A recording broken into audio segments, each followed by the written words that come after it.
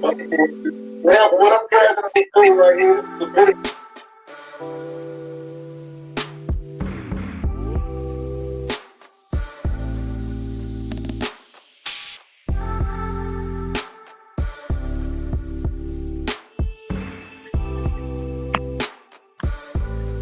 Well, well, well.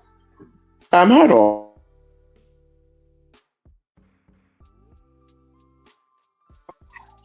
So I'm coming by here very quickly and shortly. Um, and so I just want to jump into it. So I want to say there's just two things I want to say, right? Okay. First thing is first. Okay. I've been saying this for all these years, and I will continue to say this.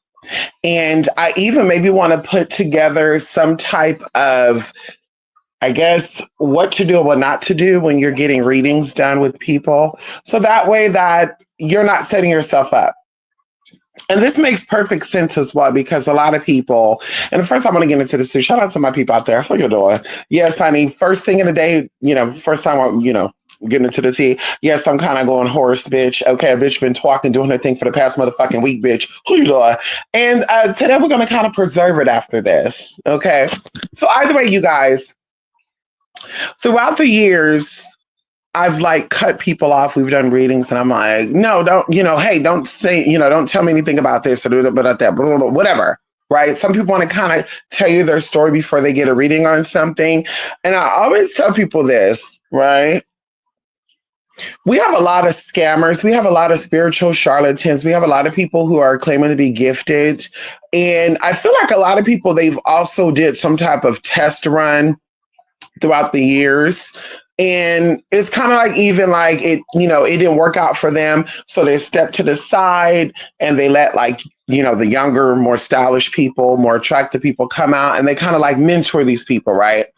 And we know some of these examples, you know, I don't need to name drop or say anything, but we know about these situations about, people who maybe have the jazz, but they may not be that attractive. They may not come across as the talented ones, the gifted ones. So they would kind of mentor or become like the spiritual mother for other people who are, more attractive and could kind of lure people in. And so either way, going back into the root of this all, right? People have throughout the ages, they have been desperate to understand. And I believe there's two types of people. They're either afraid of the unknown and they're not interested in, tapping into that. So they'll build some false sense of, not even false sense, but they'll try to give off some type of illusion that, oh, I don't believe in that shit. But it's because they're afraid of it. And then we have the other people that become so intrigued by it that they want to know and they become almost desperate about it to where they will like not have money to really pay their bills, but then I'll come up with the money to like get 30 readings done in 1 week. And so either way, I've heard so many stories from countless people, clients and, just people that reached out was like, hey, I just have some questions, whatever. So I got an email today from someone. I'm not going to say who I got the email from.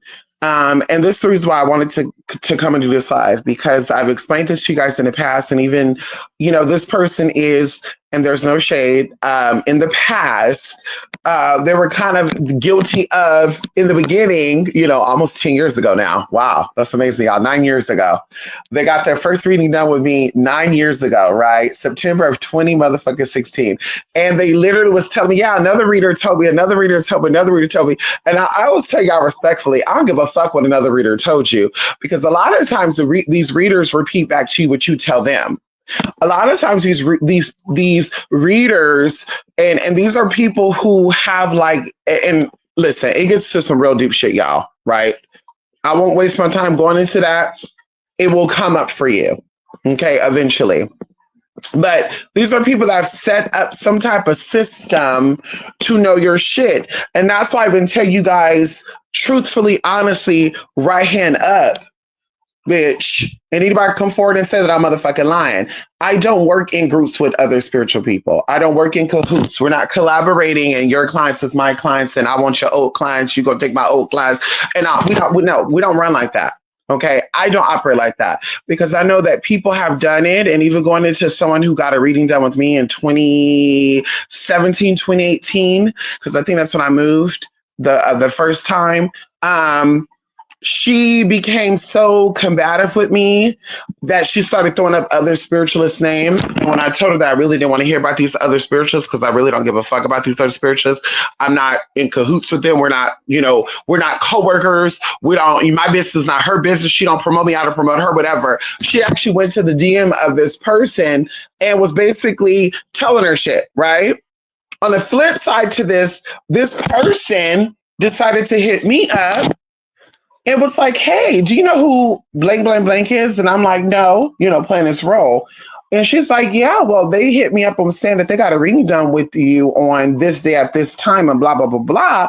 And that they brought me up and you had a lot to say about me.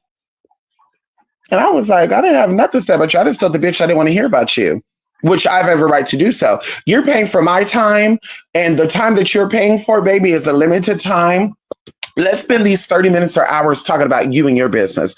I don't want to hear about what Peggy Sue told Tawny 2 and Donatella told Versace and all that, girl, unless that's a part of your situation. But trust me, I tell you, when that 30 minutes is up, we're ending it. So mama got a little bit offended by that, and it became a little messiness to where even she was trying to get her sister and brother to like book readings and stuff with me. And I was like, oh, girl, first and foremost, like, I'm not, listen, if you got a reading done with another reader, don't tell me that.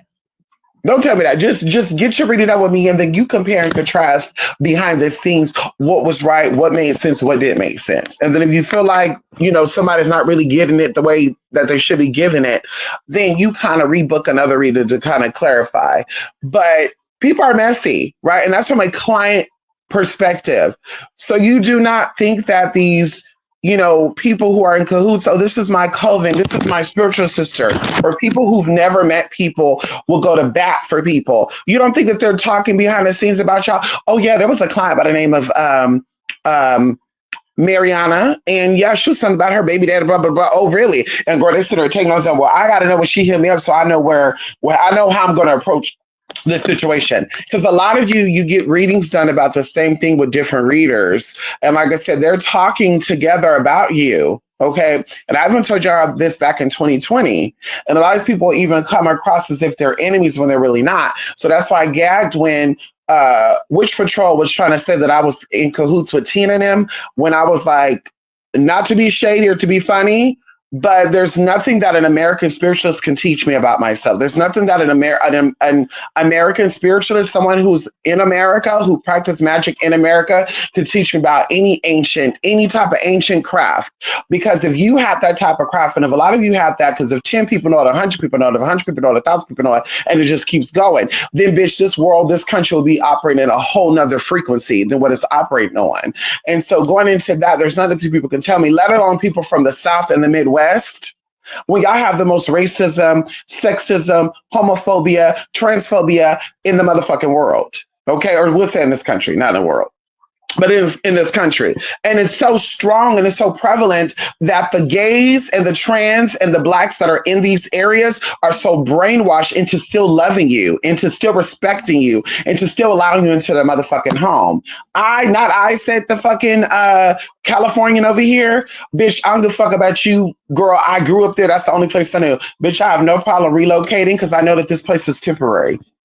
As a true spiritual person, we know that the place that we're in is a temporary place. You're going to leave this place one day. So this whole planet belongs to you. So you need to pack your shit up and move to motherfucking Dubai. That's what you're going to do. That's what you need to do. That's in your capability. Right. So there's not no, well, I grew up here. This is all I know. So I'm going to stay here.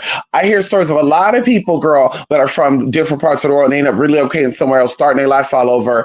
And there you go. And so there's never an excuse for you living out and being who it is you need to be. But going back into the whole topic of this, I got an email and someone was alluding that they were being attacked by Freemasons and a coven of witches. Now, it gets a little lucid. It gets a little confusing, right? Because Freemasonry could be looked at as a coven, right? Coven is another word for a group of people working together. So, when I see the word coven, I don't know if this is, people really believe that, they're dealing with coven situations, or if these people are saying there's a group of people, so they just throw coven in it because, of course, we're having spiritual dialogue. But then going into Freemasonry, right? I could tell you from experience, I could tell you from, personal experience and other conversations I've had with ex-members of organizations as such.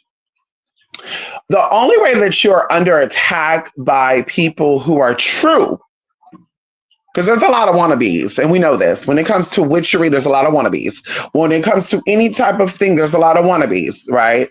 And of course, that opens up a whole nother can of worms as well, because people will think that, a woman get initiated in Hades and she end up getting killed over there, and they think that Allah got her together, right? Or a woman get initiated, she go over there to Africa, and then, of course, a spirit gets her there, and then, oh God, the spirit got her, so she shouldn't have got through, she shouldn't have done it. But on the flip side to that, me having logic and reasoning, I'm like, no, if a spirit could kill somebody like that, why didn't these spirits kill the white man that allegedly went into Africa and kidnapped black people out of Africa and brought them over here on these ships? Better yet, why, when they were in slavery for these 300 and something odd years, why didn't these spirits get these masters together then? And why are these bloodlines not annulled? So you have to make it make sense, right? And so people who are sober of the heart, sober of the mind, and sober of the spirit, we see things and we understand things differently from people who are not. Okay. And so when you are under attack by groups like Freemasonry and the umbrellas of that, there's only two reasons why they're going to attack you. Either you have some real important, powerful information that could jeopardize the teachings of Freemasonry or groups like that, or two, you personally attacked somebody in that and you stepped over the lines. You went over your boundaries. And there's so many ways of how that can take place. That's the only way they're going to go after you. Freemasons, Eastern Stars, people like this, they're not going to go after you just because they can. Right? These people have ancient information. These people have the ability to get your records, your mama records, your grandma records, your great-great-grandmother records, and bitch, annul all of that in this moment, in a second.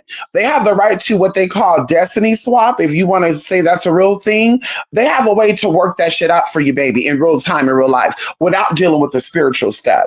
So if they're going to be coming for you, you got to kind of ask yourself, what are you doing? Who are you dealing with? What are you connected to?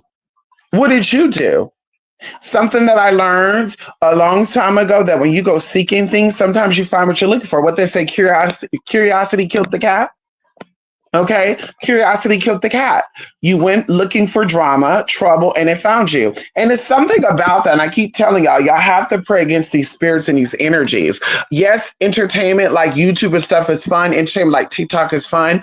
But these things are meant to hypnotize, to cause you to be in some type of trance. And I've seen people go from 0 to 60 in less than 1 year, 2 years, where I'm like, I really don't want to download that. And there's no tea, no shade to anybody. I've seen TikTok videos via Facebook.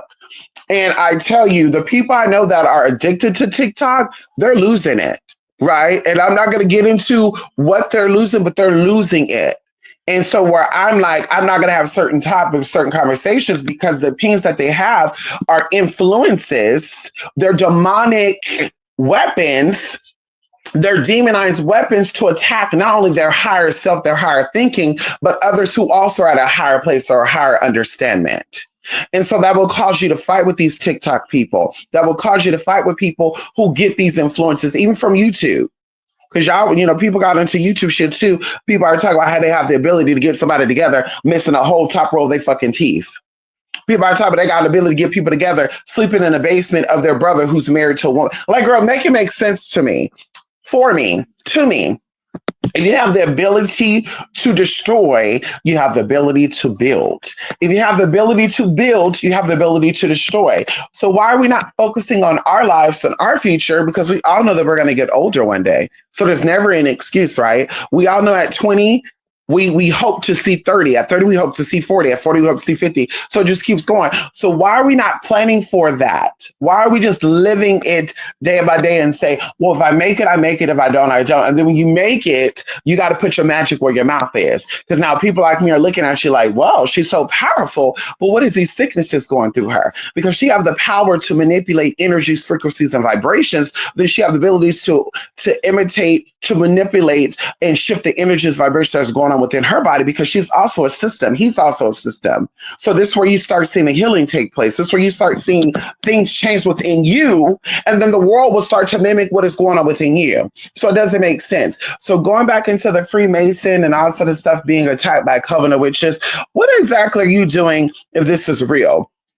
I do know that one of the tools, one of the weapons that witches will do when they are attacking you, when you're under some type of low vibrational attack, is mentally confuse you, have you in a state of disorientation, have you in a state of not really knowing what today is going to be like. Another major example of being under some type of low vibrational attack is extreme panic or anxiety attacks. That's low vibrational energy leeching off you, pulling your energy and kind of mimicking your natural vibrations. And so sadness and all this other good things that people try to say that it's normal, it's a part of human nature. It is, to a degree. We're meant to experience every emotion. But when it goes on for weeks and days and months and you can't get out of that, there could be something spiritual going on there. So what exactly are you doing? And I even tell this to my people who be getting work done from people that are virtual or even in person. When you're getting work done on people or you're getting work to protect yourself from people, you have to also protect your mind. You have to also protect your eyes. You got to also protect your ears, and you got to also protect your mouth, and you got to definitely protect your heart. Because if you're doing workings on people, unless you are some type of monitoring puppet master type of energy that's trying to be worked, come on in here. Because you still lose power when you do that, because you're not letting spirit do their work.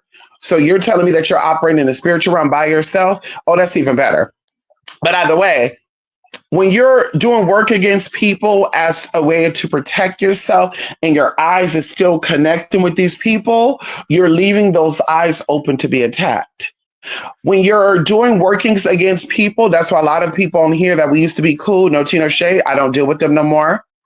Because they always found a way while we were having good conversations, positive conversations, to throw in the Tinas and the Kathys. And oh, well, yeah, just like when those other witches that you used to get into. I'm like, baby, that was 3 years ago, 4 years ago. Why are we still talking about these people that are nobodies? Why are we still talking about these people that are homeless, that are struggling, that are living with their daughter or have their apartment in their son's name and shit? Like, why are we still talking about this?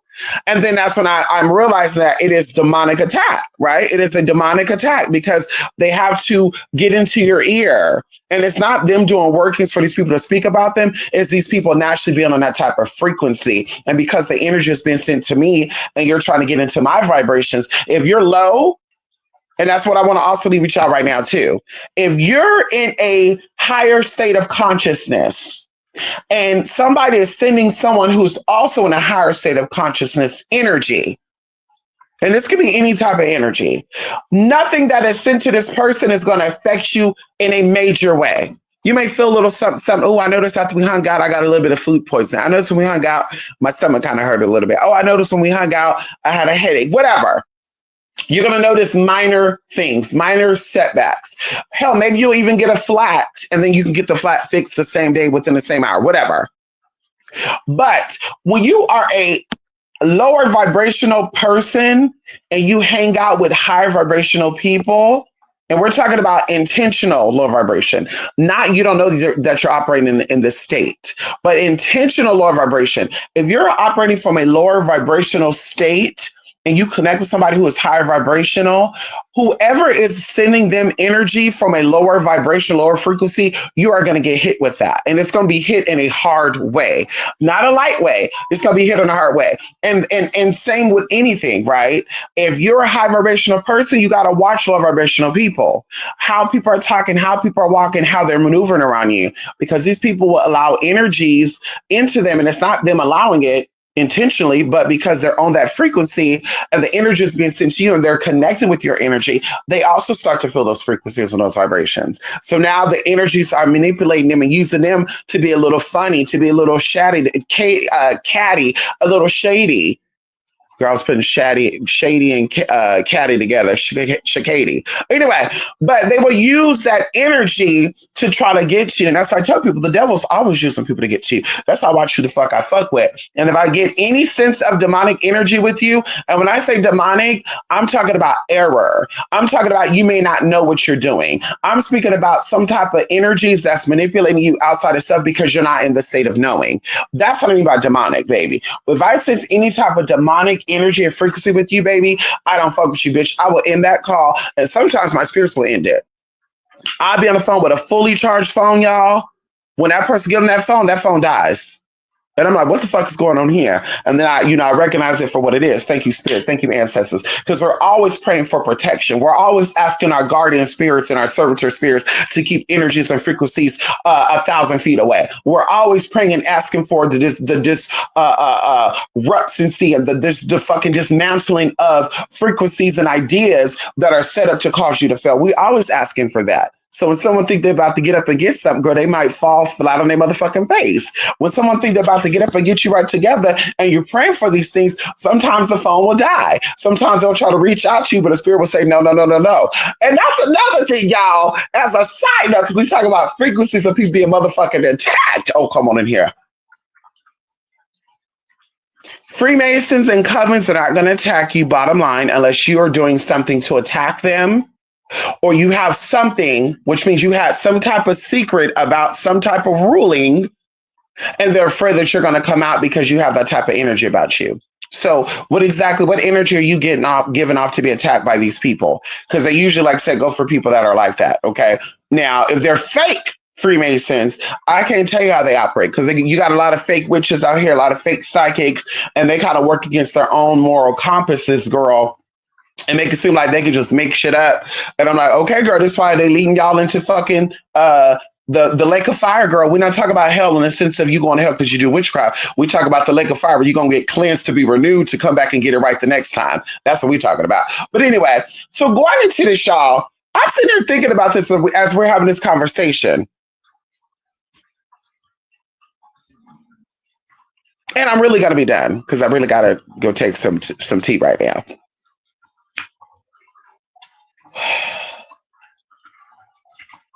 It has occurred to me in this moment, in the spirit, as we're talking about these energies and these vibrations, and we're tapping in.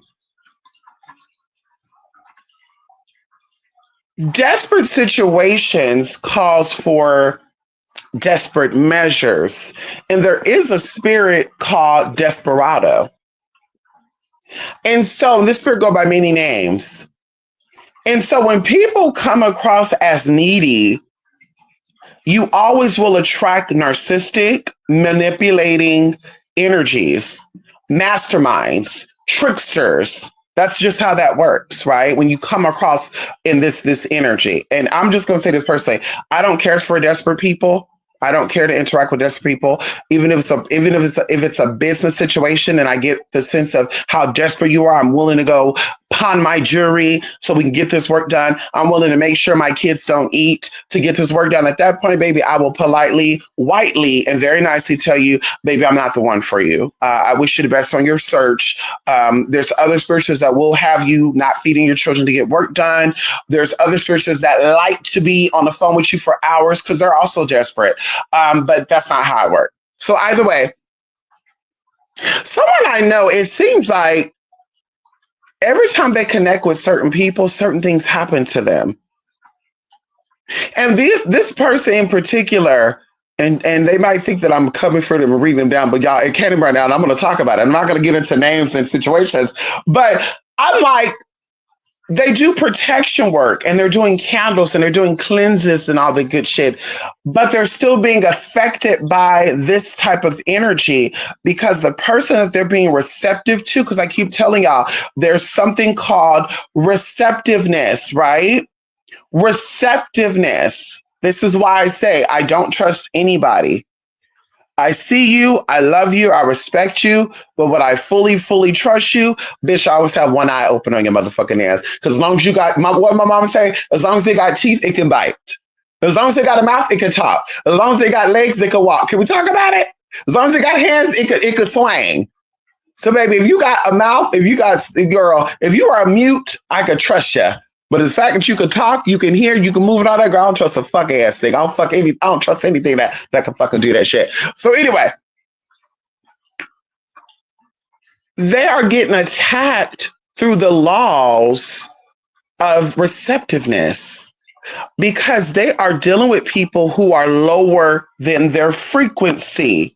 And because this person is a nice person and this person is somewhat compatible with them, they see it as I need. And so this person is doing some things. This person's hanging around with people who don't really care for them, who don't really like them.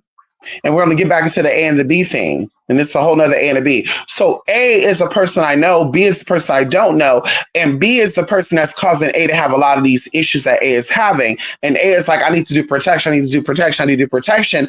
But as long as she's dealing with B on a personal level, and let me text, let me deal, and let me hang with, B is getting A together because B is a spiritual hoe. And what I mean by spiritual hoe, because I tell people this, listen, what I tell people about being a spiritual hoe, being a spiritual hoe is a lot worse than being a physical hoe or a paid hoe. Because at least with a paid hoe, you typically are exchanging that energy out of the way. You sleep with this person is paying you, you taking that money and you doing something with that money. So the energy is being transferred, transformed, and it's building you up and the sender up, right? That's why I don't believe in gaffling clients. Let's talk about it. Okay. And then going into, and that goes into any sense too, monetary, you call yourself a prosperity hoe. If you're somebody who worked for money, you call yourself a prosperity hoe. Okay. So when it comes to being a prosperity hoe, the transformation happens when the person give you the money, you spend the money or you do whatever it is with the money, you're taking it to another state of existence. You are blessing yourself and the sender. That's why they say if you want to get more, you got to give more. Can we talk about it? So going into the spiritual hoe, this is where you're spiritually aware of powers, dominions, and principalities, but you don't give a fuck about how they operate. So you're aware of the moon cycles, you're aware of how spirit works, but you say, oh, I don't practice that shit. So then while you're doing this stuff and you're aware of this energies, just so happen around the full moon and the new moon, you're hanging with certain energies, certain people. And these people you really don't care for because you're coming in contact with other people to read these people down. But yeah, I knew this girl who was married and she's divorced, but she's not divorced because she still live in the house with her husband and they still go shopping together. They have dogs together, whatever, but they have no kids. But I'm going to still hang around with these people because I like spending time with them. Once again, desperation, that's called codependency. Codependent people will make excuses to be friend people and to be around people. Because when you're codependent, you really don't like change. Codependency, another word for codependency is you don't really like change. You really don't like being by yourself. You really don't like understanding yourself. And everything that you really are is really what people made you to be. A codependent person is a real danger. It's a real threat. It's a real danger to society because these people are not who they are. They think they are this way because people have told them that's who they are. And it also makes sense too why a lot of people who are codependent like to go back 50, 40, 70, 80 years on stories and shit, that you didn't really ask for. But I digress. So I'm sitting here thinking right now as we're talking, y'all. And I feel like there's another person involved because B deals with other people, but B is also attached to a person named C who they don't want to separate from. But there's another person involved who kind of looked like this person as well, but they're a little younger. I would say like 40s. And so this person is like, yeah, this is going on. This happened. This happened. And I'm like, damn, I'm thinking like, damn, spirit, I didn't keep my distance from her because she's having a series of bad luck. What's going on over there? Did she break a mirror? Did she step on a broom? Did she drop a fork and ate with the damn fork after it fell on the ground? Like, girl, what did she do to curse herself? This is what I'm thinking. But then I'm like, no, she's dealing with motherfucking B, who is a spiritual motherfucking hoe. And the only way that's really going to work for you is if you're the pimp of that spiritual hoe, meaning that every time you have a connection with this person, that there's some type of exchange of energy to where they are not giving you the energy, but you're giving them the energy. Meaning, right? Because it's all about transformation, meaning the opposite of what I'm saying. They're coming into contact with you, and whatever it is they're bringing to the situation, they're the giver. They're saying, hey, let's go out to eat, and I got your tab. Hey, it's your birthday, I got a gift for you. Hey, it's your this, I got to, there you go. They're transforming the energy that they're getting from bad people to where you're not getting affected by it, versus the other way around. Because what's going on is that when you're giving them gifts and you're giving energy to them because they're a spiritual whole, you are now tapping into the other people that also gave to them. And I don't want to get too much into, the metaphors and the analytics and, analytics of all that and breaking shit down. Because I'm seeing so much shit right now to go into it and it gets a little nasty. But I'm like, this is what's going on. So this person's energy, because they're tapping in with other people and you're the lighter energy, so you're the one they kind of release and unload things onto, you're being affected by these other people, these other energies. And it's only because you're shifting your frequencies, you're shifting your vibrations. And I always tell people this too. When you're wanting to change your life and you're wanting to elevate, you can't settle for people who don't want to elevate and change their lives. That's why I have no problem ending a friendship or relationship, no matter how old it is. I don't have no problem ending that because no money is going to trap me. No companionship is going to trap me. No sense of self, false sense of self is going to trap me. And so if I'm trying to elevate to be a positive, productive person, I need everybody around me to be the same way. And if not, there's nothing we have in common. So why are we even calling each other friends? We're not linked together. We're not like that. So why are we even acknowledging and accepting our connection when it's not real, right? It's a program. And so that's what it's coming down to. So when I end this call with y'all, I'm going to actually give a phone call to this person, let them know what is going on here, because this is making so much sense to me. Because, girl, like, wow, like it's making so much fucking sense. Anywho, so that's it, y'all. Stop telling your readers. What I'm going to be doing too, y'all, I want to do two things right now. You don't got to be direct email. You can also comment underneath here. Maybe start in the comment box. Sometimes y'all be jumping ahead before I even get into some tea. What energies y'all want me to tap into? And even if I only give it a minute, I'm going to tap into it. Give me a list of what energies y'all want us to be tap into, and we'll get into that this week. I'll pick through, and we'll get into that this week. Second of all, I think when I start doing readings with you all, because I be in my zone when I'm giving a reading, I really be in my zone. And people say, oh my God, I got a reading done with you back in September, and you told me that I was pregnant, and I end up being pregnant, blah, blah, blah. And I'm like, I don't remember that. Like, I be thinking like, girl, am I losing it? Because I don't remember that. But I really don't be in... when I'm doing readings, I'm there, but I'm really out of it. Like I'm really tapping in, pulling, trying to see, trying to feel like, baby, all my senses are working. So I'm like, this is probably why I don't remember 90% of the readings. And you have to kind of remind me, hey, yeah, we got a reading done. And during this reading, you told me, and it's like, okay, bam. But what I believe I'm going to start doing to kind of like nip it in the bud, because this person who sent this email was trying to tell me to watch this video, and then they think they may need a reading, and I have to respond back to them. As I always tell you guys, I'm not going to look at this video or anything if it has anything to do with the reading, because I'm not trying to jeopardize or contaminate my accuracy, authentic, true way of reading, right? I don't want to be tapping in and my memory is remembering what I saw in a video that you sent me. And now I'm telling you, you're like, no. So I even, responded back nicely and said, hey, if you're going to get a reading done, I'm not going to look at this video. And that's just how it is. So what I'm going to start doing is I'm going to start highlighting. When we do a reading, I'm going to either, because I already start writing stuff anyway while we're talking and stuff, y'all. I always tell y'all this. I already, write shit down, and I'm writing what is coming up because you'll be talking and saying, yeah, because my baby had blah, blah, blah. And I'm writing shit out anyway, what is coming through, then I'm reiterating what is coming through. So I'm either going to either record, of course, with your permission, the readings that we're doing. After we're done with the reading, I'm going to go back. I'm going to listen to the reading. I'm going to write down points, like bullet points of things, highlighted things that I feel stood out. And then that way, the next time we get a reading and you ask a question, unless you're saying, okay, I already asked this question, but I want new insight on this situation, I can go back and say, well, you already asked this question and it's the same answer. So that way it's saving you time, it's saving me time. And then literally everybody will have their own little file. When you go to therapy and stuff, y'all, they pull out your little folder.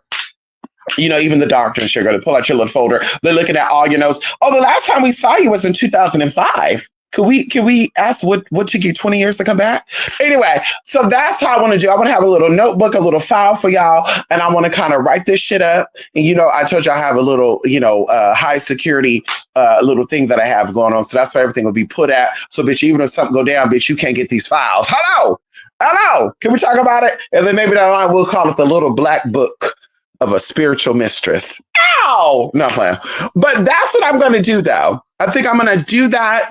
And that way, it'll nip things. Because a lot of times, too, y'all know this as well, those who get readings with me. I would say, why do I feel like you asked this question before? And you're probably thinking, bitch, because I did. And I did. I'm telling y'all right now, right hand up. No toes crossed, no fingers crossed. I give readings, y'all, and I be in it. Like, I could not tell you verbatim, yeah, but you got your reading done with me. I told you on this day, and isn't this right? That's how I tell y'all. Reach back out to me, confirm with me what the tea was, because I'm not going to remember 3 years later. Yeah, you got a reading with me, told my man was coming, a man came, we got married, and now I'm getting a reading on this, da-da-da. And I'm just like, well, I don't remember that. And you're like, no, you do, because I remember it. I'm like, no, I don't remember that. And then it's like, girl, this is why when you get a reading, and it's accurate, they call it receipts. You email me back and say mistress or mystic or madam or Miss Persia, whatever you want to go. Girl, Mia, okay? I got a reading done with you in July about blah, blah, blah, blah, blah. By August, this happened. By November, this happened. By January, this, I would love that, y'all. So that way I know, because bitch, sometimes I be wondering, damn. Did my reading spook this person? What the fuck's going on? Sometimes I'm wondering, how are they doing? Is everything cool with them? So anyway, that's it for that, y'all. Let me see if there's any comments before I motherfucking go. Come on in here, Katie Taylor. So I guess everything to be exposed. Right, Katie Taylor. And I'm for that. I am for that, Katie Taylor. Psychic, scammers, charlatans, fake ass spiritualists sitting here. Oh, y'all, just so you know, I got to tell you about this YouTuber that I got a couple of years ago, and I actually blocked the bitch because I got sick of seeing this bitch. She was a different breed of woman. She was a younger woman who allegedly is from America, but she moved to Europe, which I caught some tea with. I was like, so you American, you moved to Europe, and then you're doing magical stuff about European stuff. Okay, that's not my business. But then she started having cute little backgrounds. She never showed her face, but she always had her hands in the camera showing cute little spells. This is a spell to get your neighbor together. This is a spell to teach your mother-in-law a lesson. This is a spell to teach her. She's always having a cute little setups. And y'all, it was mesmerizing to see this. Like, oh, this is so beautiful. It makes me want to start doing some candle work right now. Long story short, she came out after 30 years of me watching her channel. And she's like, you guys, I'm getting countless and countless of emails of people wanting me to do spell work for them. And I already told you guys that I present work to you, but I don't do spell work myself for people, let alone myself. And then she was like, well, you know what I mean. First of all, so wait, hold up. Let's step this back. If y'all need to, I'll drop the bitch's name too, if you need to. I'll drop the bitch's name too, baby, with receipts as well. And you go look her shit up. I'm thinking to myself, so if you don't do this work, why are you showing people how to do it? If you don't do this work yourself. Second of all, How are you showing people how to do work that you don't do? I mean, that's the bottom line. How are you showing people work you don't do? Make it make sense. And then you got to understand the laws that are affected by when you're teaching people shit. People don't understand when you are mentoring people, whether you signed up for it or not. That's why I don't talk about everything under the motherfucking sun unless there's some type of agreement. And a lot of times it's through you paying for a class or casework. We are not going to sit here and have a exchange of energy to where I take on the responsibility of telling you if you want to fuck a man up, you're going to take a pickle, you're going to blah, blah, blah, blah, blah, blah, and then you actually go through with that and it backfires. And now, bitch, we all get fucked up because you didn't know how to go about doing it correctly, whatever the case may be. Or maybe you're upset that this man really didn't want you no more and he told you he didn't want you.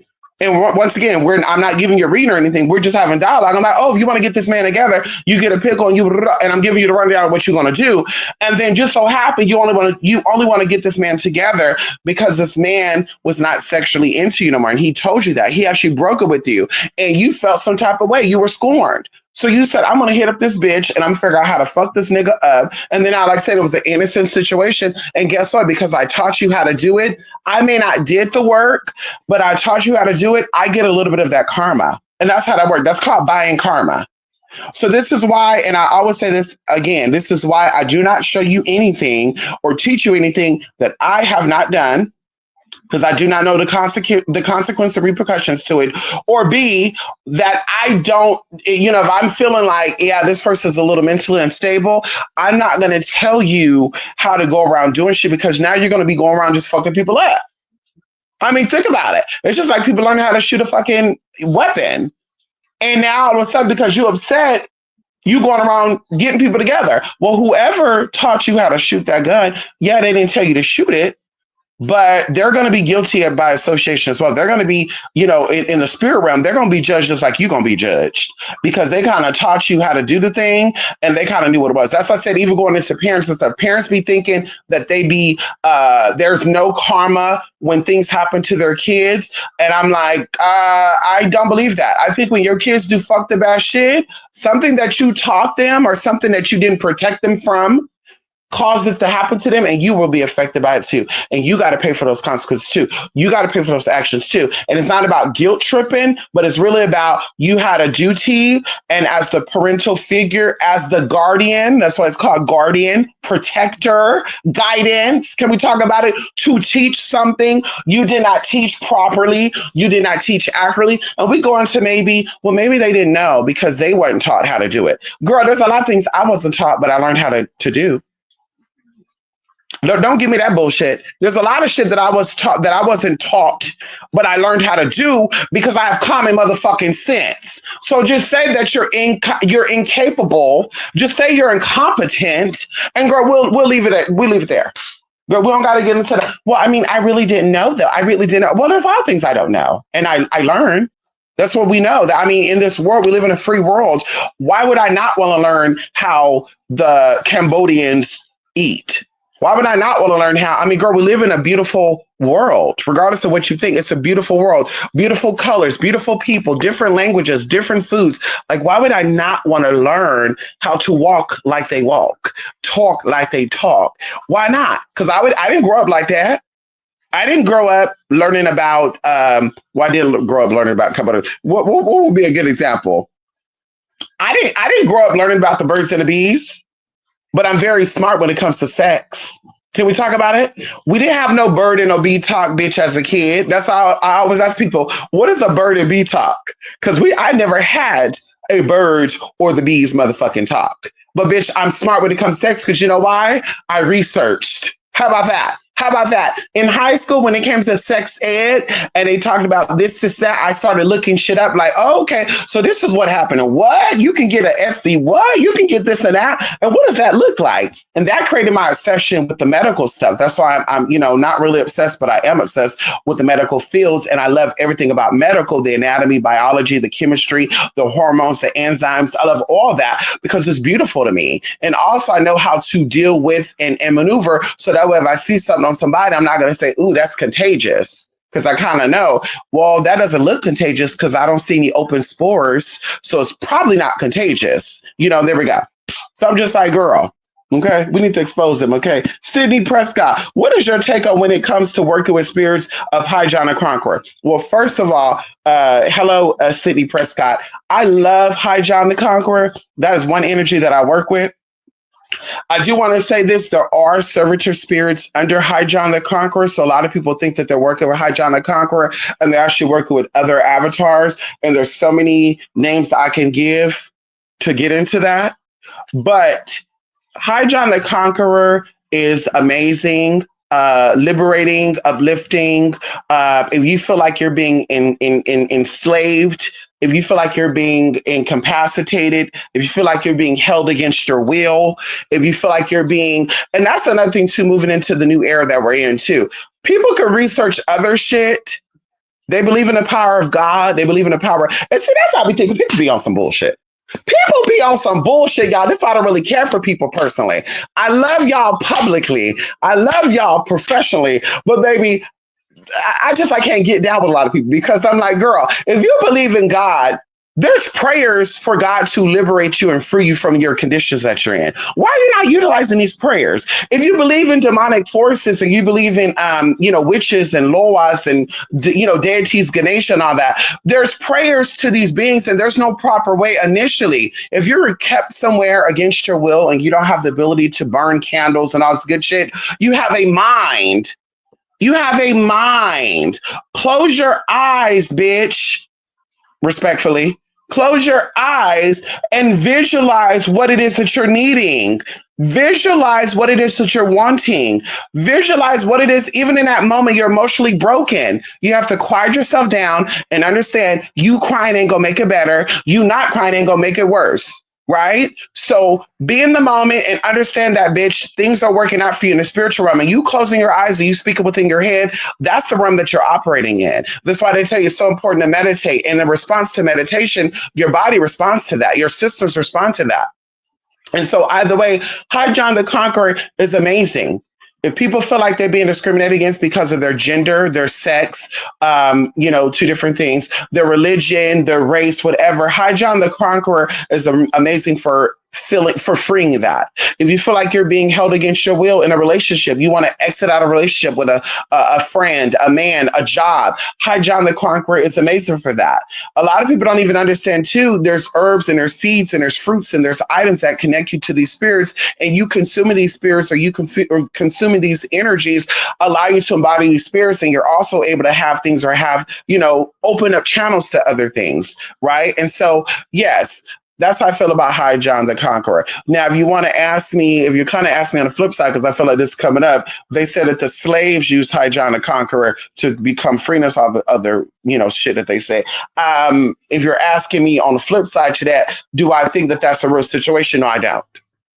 No, I don't. I don't think that's a real situation. I don't think those are real stories. I think that those are stories that people tell because they got to make it seem like magic is so amazing. Even right now in 2024, people got stories up there that magic is real, which it is. But the way that they're making it seem like it's real, well, I have proof. I went through a portal. I went to a time warp. I saw a girl on the camera about 2 or 3 months ago.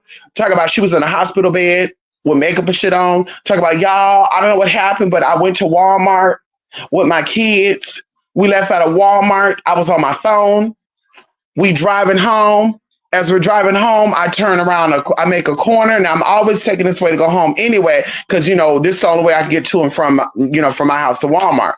As I turn the corner, things look different. Before you know it, as I'm backing up to get out of this, I'm in a car accident and now I'm here. Y'all, portals are real. Time jumping is real. And I'm sitting there thinking to myself, how is it if time warp and time jumping is so real in the physical sense, and also alien abduction was real? Like, this is somebody coming from outer space, not the government. Catch. Not the government coming in doing some shit experimenting, but these are aliens, foreign things from other solar systems and galaxies coming in here. Then why does it only happen to certain people? Erykah Badu says she want to be abducted. Can they come and abduct me? I would love for an alien to come and abduct me too. I would love that. Can an alien come and abduct me too? I guess they don't abduct the willing, huh? Hello. Might have some alien sex if you don't want to learn. Anyway, but if time jumping was real, Then can we all just jump to a whole nother time, a whole nother dimension? Can we all just jump in, leave Donald Trump and his administration where they at right now, and we just all just jump over somewhere else? Can we all just get there? If that's the way. If Destiny Swamp was so real and shit, can somebody please Destiny Swamp Donald Trump with Kamala Harris? Ow! Can someone please get in there and swap the destinies between? Because y'all so good at doing spells. All you witches. Yeah, honey. I'm gonna tell you this right now, though. Donald Trump got some mean witches behind his ass. And honey, his witches that he fuck with, girl, are motherfucking Yugoslavian. Bitch, you go ahead and play if you want to. Go ahead. Y'all ever talk about you burning candles on, and we doing things on the administration of Donald Trump. Okay, girl. Let's see what you're gonna be doing in 2 years. Okay, you know, come on, Tina Wells. How you doing? How you doing, Tina? Hope you're well. Rasta Riley, hope you and the chaps having a great day. I'm here to listen. I sent an email through. I hope I wasn't too there. Ooh, no, Rasta. So Rasta, I didn't get it. Let me see, Rasta. Hold on, Rasta. While we on here, let me check to see. I got an email today from someone. Let me see. Gmail been putting my emails in spam too. Let's see. And it keeps telling me that my shit is okay. Ooh, okay. She emailed me back. No, Rasta, I didn't get it. Wait a minute, Rasta. Double check your email. Rasta, it's in the spam. Rasta, listen, and I'm gonna screenshot this for you too, so people don't think I'm lying. Because I listen. I always tell y'all that it be in the spam, and they be like, "Bitch, it's always in the spam." Rasta is right here in the spam. Tell me if I'm lying. You sent the email that said spiritual consultation question. I screenshotted too, Rasta. I'm about to email it back to you. Because I was like, yeah, Rasta didn't email me. Okay. Well, thank you, Rasta. You know, if someone said they're going to email me, I give them like 3 or 4 days. If I don't get an email from me and I see them again, I'll say, hey, you didn't send an email over. Maybe you're busy. I don't rush people unless you play in my face. Ross, if you hit me up, you're like, okay, look, I'm trying to get work done as soon as possible because it's an emergency. And I'm saying, okay, let me clear my schedule for Friday. Friday, I'm free. Let's talk on Friday. Friday, come we talk. I tell you what it is. You're like, okay, perfect. I'll be emailing you back by tomorrow, or I'll be sending you money over by tomorrow. Then tomorrow come, the money didn't come through. Sunday come, I didn't get it. Monday come, I email you, hey, just send the money over. And then you respond and say, hey, unfortunately, something else came up, so I couldn't send the money over, blah, blah, blah. At that point, Rasta, I might read you. And I'm I might read you only, and it'd be just a light, polite read. Only because I cleared my schedule for Friday when I could have been out eating. I could have been at this new fucking Afghanistan restaurant over here. Okay, they serve some good ass food, but I put that on hold because I need to tap into the spirit. And then going into Saturday and Sunday and Monday and shit, I'm like, ooh, well, let me get ready. And then girl, it's not there. So I'm really gonna be like, Rasta, you sent me out. And of course, I won't read you publicly, Rasta. I'll send an email over. Rasta, let me tell you something, And then if you be like, well, fuck you, Mystic, fuck you and your followers. That's when I'm gonna bring it to the followers. Well, y'all, I got an email from somebody and okay, come on, King of Sheba. How you doing? So B is parasitic. There you go. And let me tell you something that's also creepy too. And I'm sitting here thinking about it right now. King of Sheba. A always tell me that B is always switching up their hair. And I'm like, huh. And then I'm thinking it like in my mind, I'm like, why does this give me that A and B date each other? But A said that B is not her type and B is cleared in another situation. But now it's confirming to me, it's giving that you guys are in a relationship because you guys there's spiritual energy going there. And her way of letting you know that she does spiritual work is to let you know, I know all about the moon cycles. I know all about this and that. So she kind of is telling you, bitch, I don't do the workings, but I do the workings. I know what to ask for when I need to ask for it. So you out here looking like you this woman's partner. And it's not that, sis, at all. And bitch, mama will jump, hop, skip. Girl, listen, A will sacrifice to make sure that A meets the motherfucking B.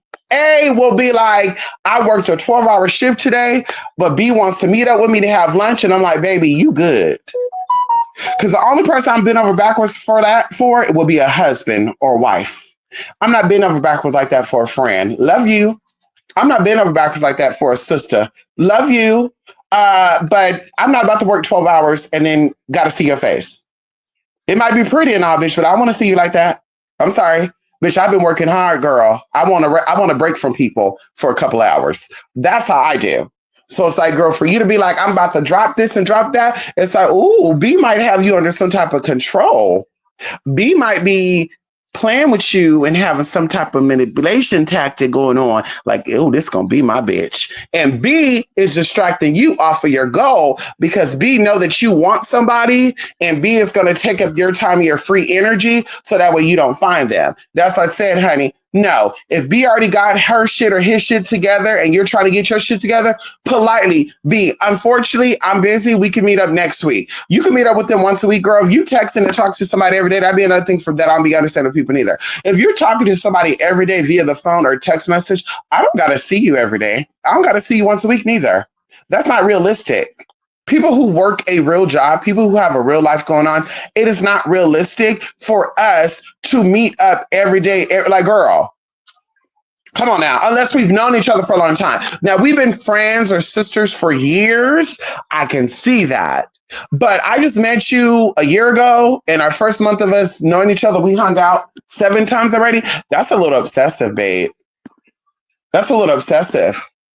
Baby, you gotta reel people in. You can't be jumping on, because people are gonna think you desperate and needy, and that's gonna work out for two. That's either gonna work against you or work for you. Working against you would be somebody like me will cut you off and say, baby, I don't do codependency. I don't do friends that gotta smother you. I hate being smothered. Or that's gonna work with you in a sense of somebody who wants to manipulate you. They're going to be like, oh, I love it. She's always on me. So now I'm always going to have somebody that I can vent to. Oh, fuck the dumb shit, babe. I'm not the one. Okay. So you said it. B is very parasitic. Okay. And I'm like, maybe that's why Spirit was telling me too, when A deals with B to not deal with A. Because, I'm always listening to Spirit, y'all. Spirit be like, you're not going to do this. You're not going to do that. People have really thought I flaked on them when I'm like, okay, tomorrow we'll go somewhere or whatever. And Spirit will tell you, no, that's not going to happen today. Today, you're doing something totally different than that. And then sure enough, you tell the person, they're like, oh, that's okay, because something else happened too. There we go. See how Spirit works? That's how Spirit works. Okay, so I let Spirit direct me. I will tell you, yes, when it comes to business, yes, I have to stick with it. But when it comes to personal shit, oh, girl, I play it by ear. Spirit is going to guide me. You want to go have fun? Well, I'll let you know what Spirit says. Okay. And then you can say, you can cuss me out of, well, Spirit don't run my life. Exactly. That's why your life is in shambles now. Spirit don't run your life. That's why. Hello. Spirit don't guide you. You don't let Spirit be your light. And that's why you're nothing but darkness. That's why everything around you is caving in and falling apart, because you don't fully let Spirit guide you. Because Spirit knows and Spirit always shows. And whatever Spirit shows you will always grow. So that's why I'm like, Spirit, show me, grow me, told me, hold me. Hello. Let's talk about it. God, hold me, told me, low me, go me. Get into it. If you know the T, you know the T. If you don't, that's anyway. Is John the Conqueror and the Avatar the same? The same Beefy? The hell, Jay? What is Beefy? What is Beefy, honey? Let me know. Let me know. And there's a book out there too. There's a book out there too called The Book of Spirits, y'all.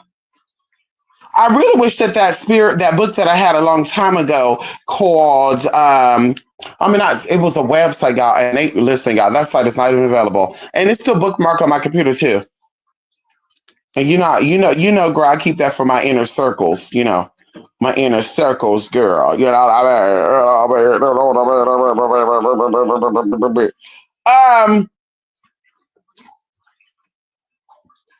But yes. Are you saying that High John and Ogun fight, or are you saying deity and you accidentally said it? Beefy. Are you saying deity? I use voice tech too sometimes. If you're asking, are they the same deity? No, they're not. No, they're not avatars. No, there's not a different fulfillment there. Both operate in masculine energy, but definitely not the same like purpose. And I'm coming at a different time and a different, image to help her to do. No, not the same.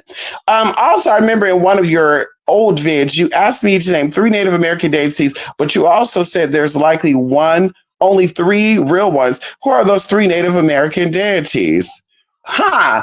I think we had a conversation about that too, right? Like a couple of weeks ago. Did we have a conversation about that?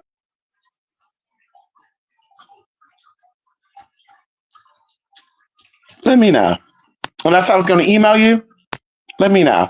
Totally sounds good. Sorry, I sent it to. No, that's the right one. No, that's the right one, Rasta. But for some reason, it went to spam. Gmail needs to stop playing with me, Rasta. I'm about to fuck Gmail up.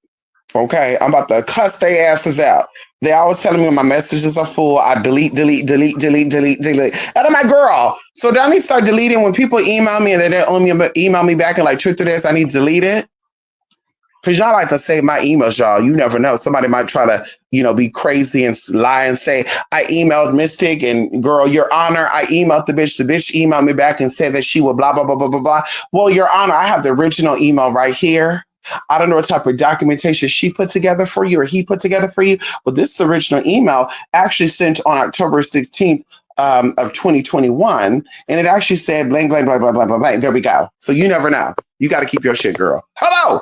Yes, girl. Believe it or not, you got to keep all your shit. So I save all my emails, all my tea. Yes, I do. So you don't misquote me, honey. Say, I told you. No, I didn't, babe. I didn't tell her that, Your Honor. If you read the email, it says, if you don't blank, blank, blank, blank, blank, dot, dot, dot, dot, dot. That's what it says, Your Honor. I didn't tell her that she going to do this spell on that nigga and that nigga's going to fall mad in love with her again. To see what she didn't tell me, Your Honor, is that the man didn't want her. But he told her out of his mouth, I don't want you, B, because if he didn't want you and you trying to get him to want you, that's a whole nother type of work we got to do. And baby, that's not going to be 2 or 3 days. That's not going to be $500, $600, $700. Bitch, that's called manipulation. That's called the darker side of blank, blank, blank. Girl, now. Girl, that would take a lot of work. That would take a lot of memory. And, praise the Lord that I'm two-spirited, too. Because it's easy for me to tap into these frequencies and to mold myself and to pull in the energy of Tom, Dick, Harry, but also on the flip side, mold myself and hold myself to take on the energy of Jane, Medraine, and Diana. Hello! So that way we can get the tea together on both sides. The man needs to get some work done for a woman, and we can get in, we can tap that in. We can go in and summons that up. Hello. Yes, honey. Oh, y'all got to ask it. Yes, we do, King of Sheba, honey. And they let you know. Okay, King of Sheba, they say right on there, shawarma, pilaf, blah, blah, blah. And it says Afghanistan special sauce. Afghanistan. They got it broad on the door. I walked into that place and I was telling this to, the other day, my first time going in there, they just lit up when they saw me came in. And I'm not, I don't think I'm the prettiest thing, by the way. I don't think I'm the prettiest thing. I don't think I'm the most passable thing neither. Hello. But I come in and they just lit up. Oh, hi, welcome. What would you like? And I was like, oh, I don't know. I never ate here before. And he's like, well, listen, you like shawarma? I was like, yes. He said, let's start you off with that. I was like, okay. He's like, spicy or mild? And I said, oh, I love Middle Eastern spicy. I said, spicy. And he gave me a shawarma with some fries. Jay, I came home. I was like, I'm gonna eat half of it now and half of it tomorrow. Jay, when I tell you, right hand up, I ate that whole fucking shawarma.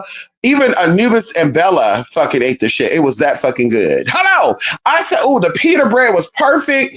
I said, Jesus, I'm going back. I went back the next day. I got a salad. He said, you want chicken or lamb? I said, what? He said, you can do both too. I said, oh, let's do lamb. He gave me that. I said, oh shit, this shit gonna put me on the toilet, but that's okay. I ate that lamb. That lamb was good. Like I said, I don't know how the Afghanistan cooked their lamb, but it's not greasy. It doesn't taste like the Moroccan lamb. It don't taste like the Lebanese lamb. It don't taste like the fucking, what was the other people over there? The Punjabi lamb.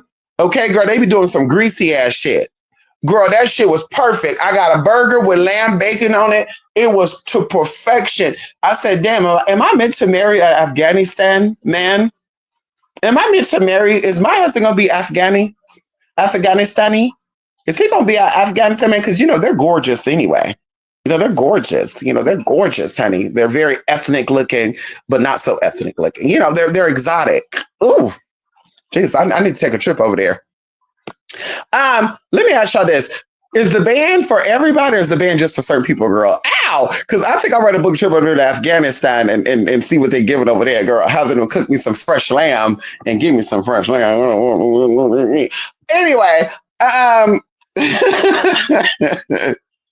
oh, that makes sense. Come on, Rasta. Yes. No, I meant deity. Okay, deity. They said Johnny Cocker is Congolese, but the plant that associated him only grows here. Exactly. Exactly. And see, that's what I always tell people, Jay, and I'm really convinced on this. I'm really going to be done with this. Of course, I'm not trying to rush y'all that I got to go, but I really got to go. I was supposed to leave at 12:30. But, when I'm talking with my people, it's hard to say goodbye like that, right? You talk with your people, honey. You talk to your family here.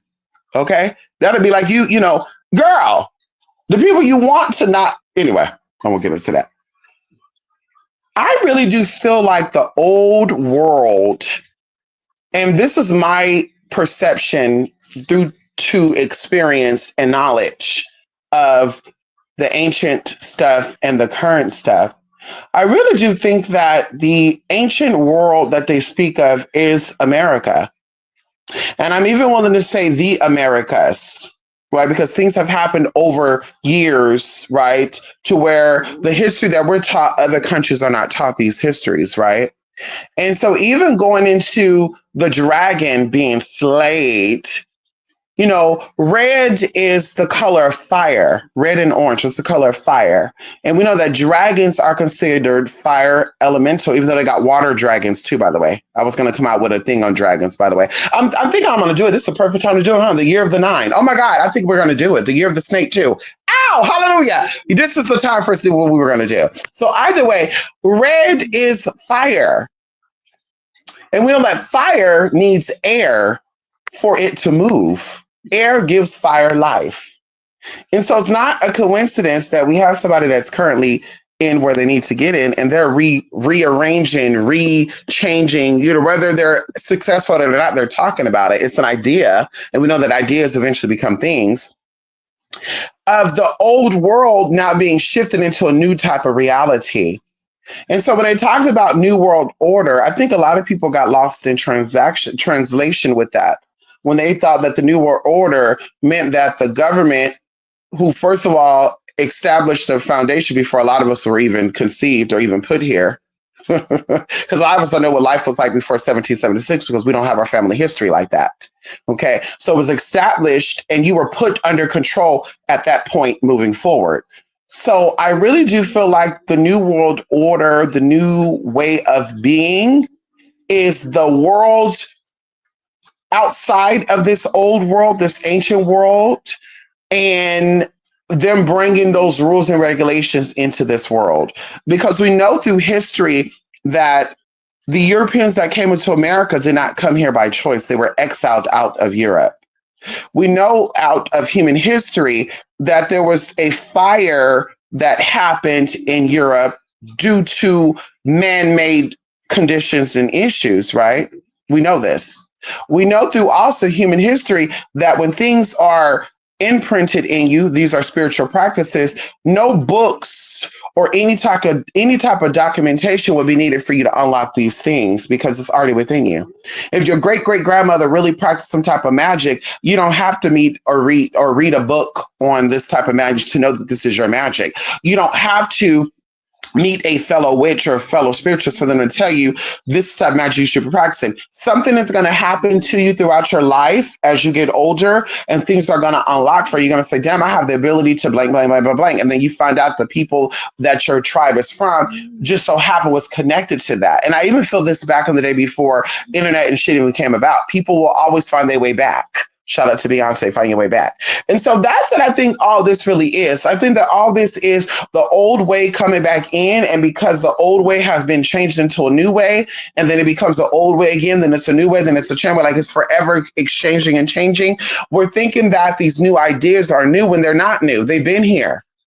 The same oppression, the same type of retaliation that we are experiencing and we're seeing for the past 50, 60, 70, 80 years, we've seen this over and over and over and over and over and over and over again. Nothing is new under the sun. And so, even going into the idea that people are taking on other energies, other avatars, other, messiah complexes, they're accurate to a degree because bitch, it has happened before. But now we're in a state of being, or we're in a state of consciousness, and we're going to say collective consciousness, where we're all able to tap into our higher selves.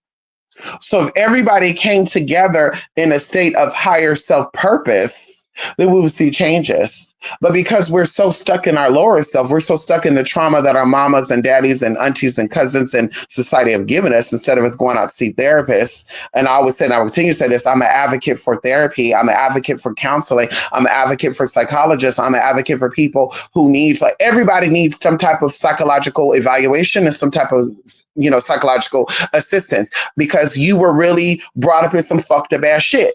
Society is a fucked up ass place. And even if you were sheltered, you were only programmed and you were only controlled by a certain type of person. And a lot of these people are also manipulated shit too. So you were still manipulated, even though you were sheltered. And so in this process of you getting therapy, you're really understanding who you really are. And that's why I was telling people when they're afraid to see a therapist, I'm afraid, or I don't want to go to therapy. So I don't need this person telling me about myself. Yes, you do. Because you think that you like green eggs and ham, but you really don't. You think you like pig feet, but you really don't. That's a program. You think you like sucking on bacon and sucking on pig lips and pig ears, but you really don't. That's a program. You think you like to walk around acting loud and being a certain way when you really don't. That's a program. You think that being gay means having a beard and putting on makeup and wearing lashes and Shazam. You think that, but you really don't. That's a program. It may be natural for you to like a man and you're a man. It may be natural for you to like a woman and you're a woman. It may be natural for you to identify as a woman and you were born male. But a lot of shit that comes along with that, you were taught that. And that's how I tell people, I'm also an advocate for, I didn't have to have a trans person on TV to be comfortable as being a trans. I didn't have to see a black woman, a black man on TV to be like, damn, I can do it too.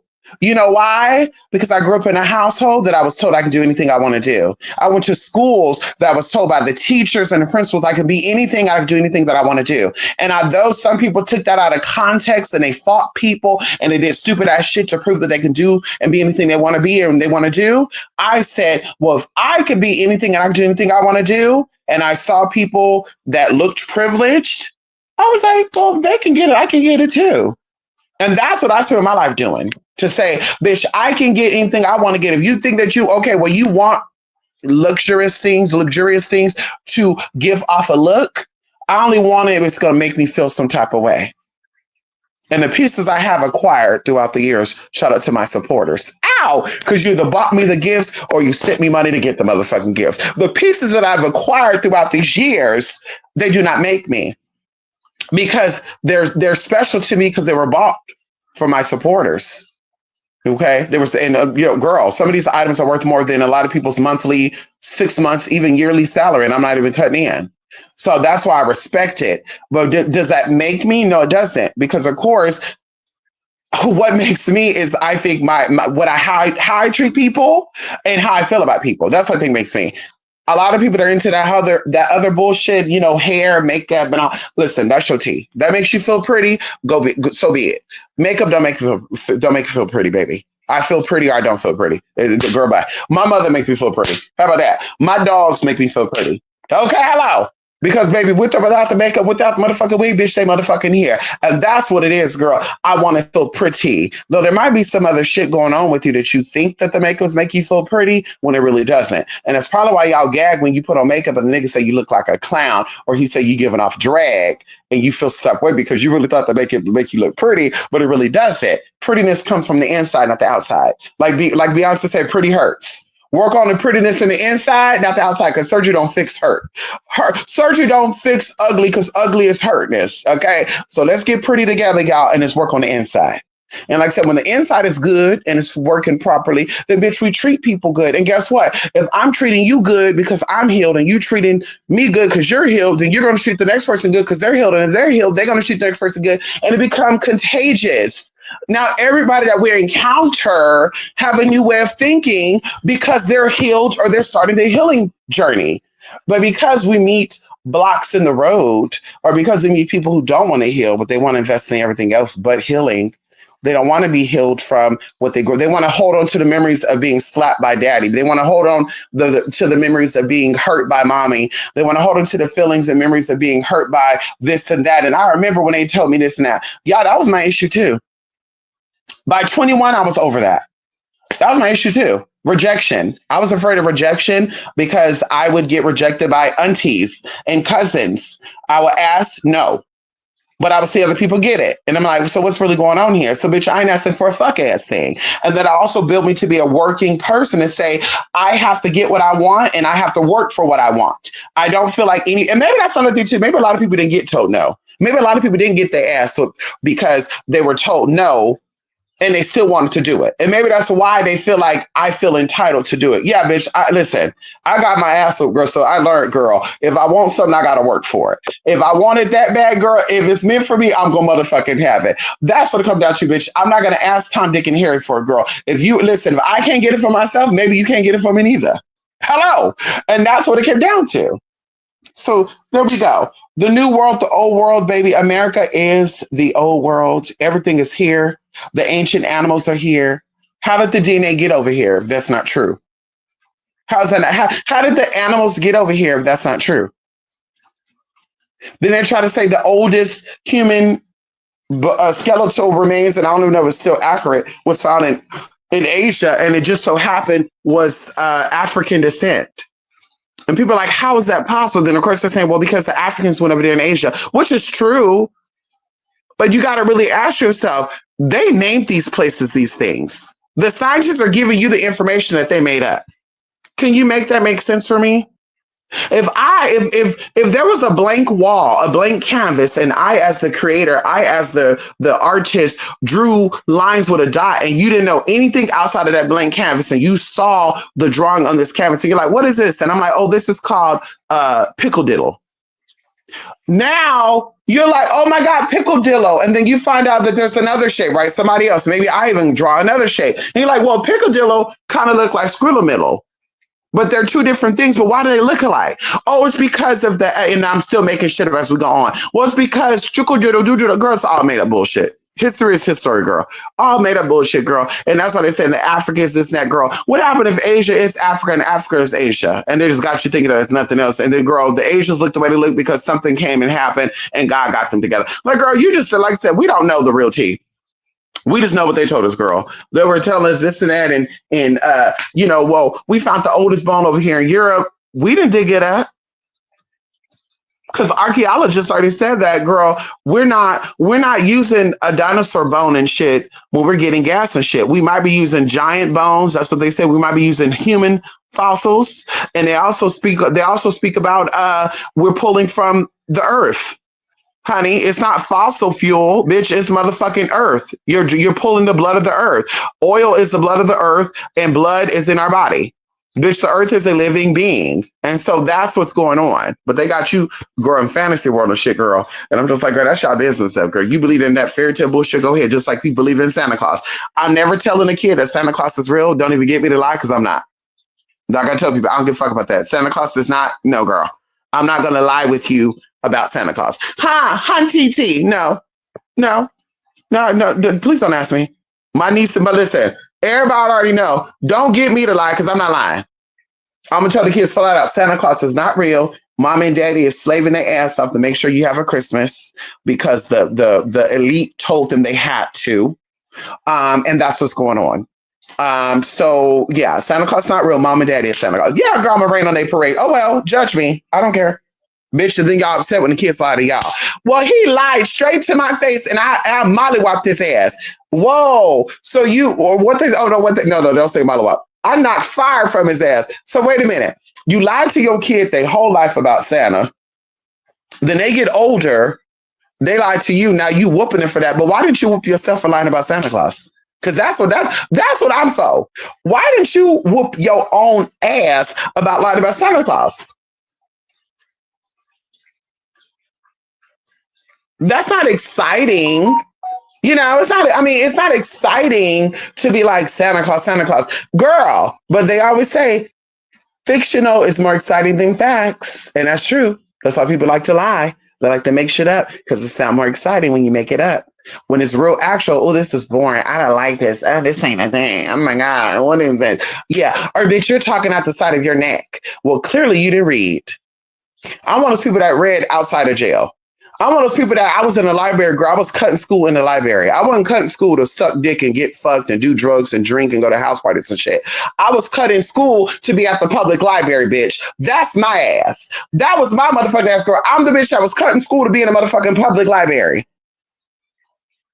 And when I couldn't go in the library, girl, I checked out with a book. I went right across the street because there was a park across the street and I read in that motherfucking park. That's the type of bitch I was. So, bitch, we're not the same as that's what you were doing in, you know, in high school shit, cutting school to get fucked and shit and all that good shit. Like I said, we're not the same, sis. So, bitch, like I said, it makes sense to me because, bitch, I read the shit. It don't make sense to you because you just barely got your logic. You got your logic at 27 on the clock. 27 on the clock. I got my logic at 13, 14, bitch, because I was already in it. Hello. We're not the same. We definitely not the same. And I say that respectfully and humbly. How you doing? Wakanda's the only native spirit that matters at this point. No, Wakanda's not the only spirit that matters. Jay, I'm gonna email you because I feel like we talked about the three real native spirits. I feel like we talked about it in one of our classes. So give me a few days and I'm going to email you because I'm like, did I say three native spirits or did I say what the Holy Trinity, how did they come up with the Holy Trinity thing? Yeah, I need to see exactly how I said it. Oh, I know that's right. Come on in here. I know that's right. Come on, Benita. Come on, Grand Madam. Who you doing? Yes, honey. Was the fire in Europe from the barbarian sect? Well, that's one of them. That's one of them. You also remember too, the Catholics wanted to take over Europe and, you know, do certain things. And of course, Crusaders came about and, you know, due to, you know, certain people not wanting to follow these orders, they did not want to, you know, abide by these rules, they were attacked. And then of course they were protected by certain people, and these certain people were kicked out. So the movie Salem, y'all know the movie or the TV show Salem, not movie. I get them. Listen, movies and TVs are the same thing to me. Movies and TV shows are the same thing to me. A TV show is just a movie and they break the movie down. That's my honest opinion. A TV show, a movie is a movie and they cut it down to like 2 hours or whatever. You know, some movies are 4 hours, whatever. Depends on what movie you watch. 4 hour movie. But we know it takes longer than 4 hours to make these movies. So I'm like, with a TV show, I feel like they can take their time with it. They can pause it and all that good shit. They can do that with movies too, but you know what I mean. So Salem kind of gives you an idea of this shit where they came in and they were trying to rule. Right, they were already trying to make rules, and this is gonna be our new home. That's why they call over there where these boats and shit landed New England. They weren't trying to explore the new worlds because I want to get out. I just want to see. Girl, that water was very treacherous. That water was very you know, girl, they had stories of monster octopuses and shit fucking up these ships and shit. You think these people left voluntarily? Then the story came along. Well, we got kicked out. Y'all got kicked out too. That's how y'all got here. Because the Africans over there didn't want y'all over there. So they kicked y'all out. And then we came by there. We saved y'all. We brought y'all here. And I'm like, well, make it make sense to me. How did the Africans know about the agriculture in the South? Because it's not the same climate. Africa and the South does not have the same climate. So how did the Africans come in? And you are not from there neither. So you don't know the climate either. White folks say they don't know the climate either. So how did Europeans go into the South and bring some Africans into the South? And mysteriously, the Africans already knew. They already knew how to pick these vegetations. They already knew how to cultivate. They already knew about the agriculture. And girl, this was before Google, this before books. Girl, it was hearsay, she say, mama say, dama say. Like, girl, come on now. They were just like, we're so upset about what's going on, but we got to pull it together and we got to help them cultivate this land, y'all. I don't believe that. I don't believe it not one bit, girl. That story y'all tell, girl, that's your business. But I don't believe that shit not one motherfucking bit. Okay. Okay. Come on in here. Yes, honey. Oh, what native spirit would you say is Oshun's for sure in North America? Oh, okay. Well, she go by many names. And actually, the chakra system that one of the native tribes, because remember, in North America, there's different tribes and they have different beliefs. So that's how when you say North America, you got to say what tribe. What indigenous tribe you're talking about, Jay? Because a lot of them believe in like the one, which is very similar to the Christian God, the one and blah, blah, blah, blah. And he uses the elements to speak to you, et cetera, et cetera. So which one are you speaking of? We can go into two tribes, Cherokee and what is the other one? No, that's the language. Cherokee and there's another tribe. Oh my God. It's the L. Not Lakota neither. Not Lakota. There's another one. Either way, their chakra system, their energetic system is based off this energy. And they call her Mama. That's who Oshun will be connected to. Because going even into this, the energies, right? Every element on this planet represent a part of her body. And now I'm sitting there thinking about it. Is that why they say that everything came from a Black woman? Is that what I say? That I'm thinking about it right now. Because the Cherokee believe in this mama energy. And when it comes to the energy system, and of course, this is public information. You guys can even research. They got a book out there on this. That's how I got this information. Her heart is a sunflower. Her hair is branches and with leaves on them. Going into and girl, this is her body and they have the energy sources within her body. Going into where her uterus is, right? And of course, they don't have it like fully drawn out, but it's an animation of it. I believe it's a diamond, like some type of gemstone with lines, like wheels of energy spinning around it. And we know that sexual energy is the most powerful energy when it comes to this physical world. Because it's a portal, it's a gateway to this realm. So we know that in the sexual energy through genitalia, we can trap or liberate people. And it's how a lot of people, they're stuck in their trauma because of sexual trauma. Or excuse me, a lot of people are stuck in issues. They're having issues and challenges in life because of sexual trauma. And maybe they don't remember it either. Because I told y'all, people would always tell me the story that maybe you grew up the way you grew up because you were sexually violated. And I was like, I don't remember that though, right? I'm like, I don't remember. So I was like, let me see a therapist. Maybe this therapist could help me unlock this, right? And the 19 was my very first therapist session. And through our sessions, because they put you some type of little tea girl, you don't remember. So I'm just asking so I'm not remembering any type of sexual trauma, but people are saying that I am the way I am because I was sexually traumatized. And of course, that's when we had that fucking conversation. Like, those are people's ignorance to speaking because, of course, you don't give me sexual assaulted victim. And this did not only come from my psychologist at that time, but of course, periodically, we bring this up with other therapists and counseling sessions. So I'm like, honey, sexual trauma is the most disturbing of all the traumas because it really does confuse people. It does leave people in a state of confusion, splitting, even going into defragmentation. People who are usually sexually assaulted and they're not actively working through that type of thing, because that's an ongoing process. It's not you're healed from it because you forgot about it, or you healed from it because you're not thinking about it no more. People who typically go through sexual trauma and do not constantly work through this, it's a lifelong process.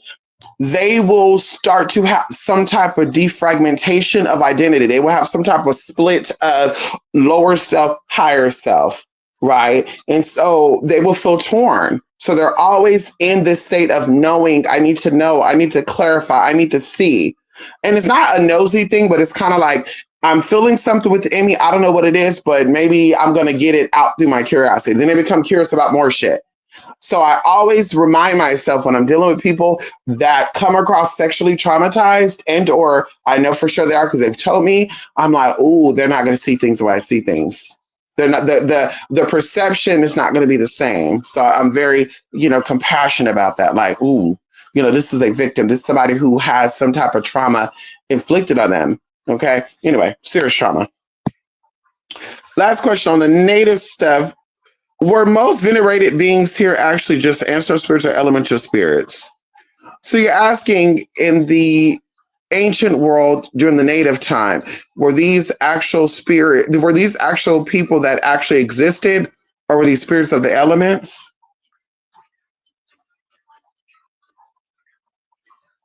Oh, you said venerated beings. Oh my God.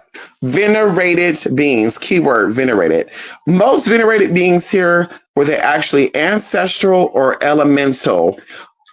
Most were elemental. Most were elemental.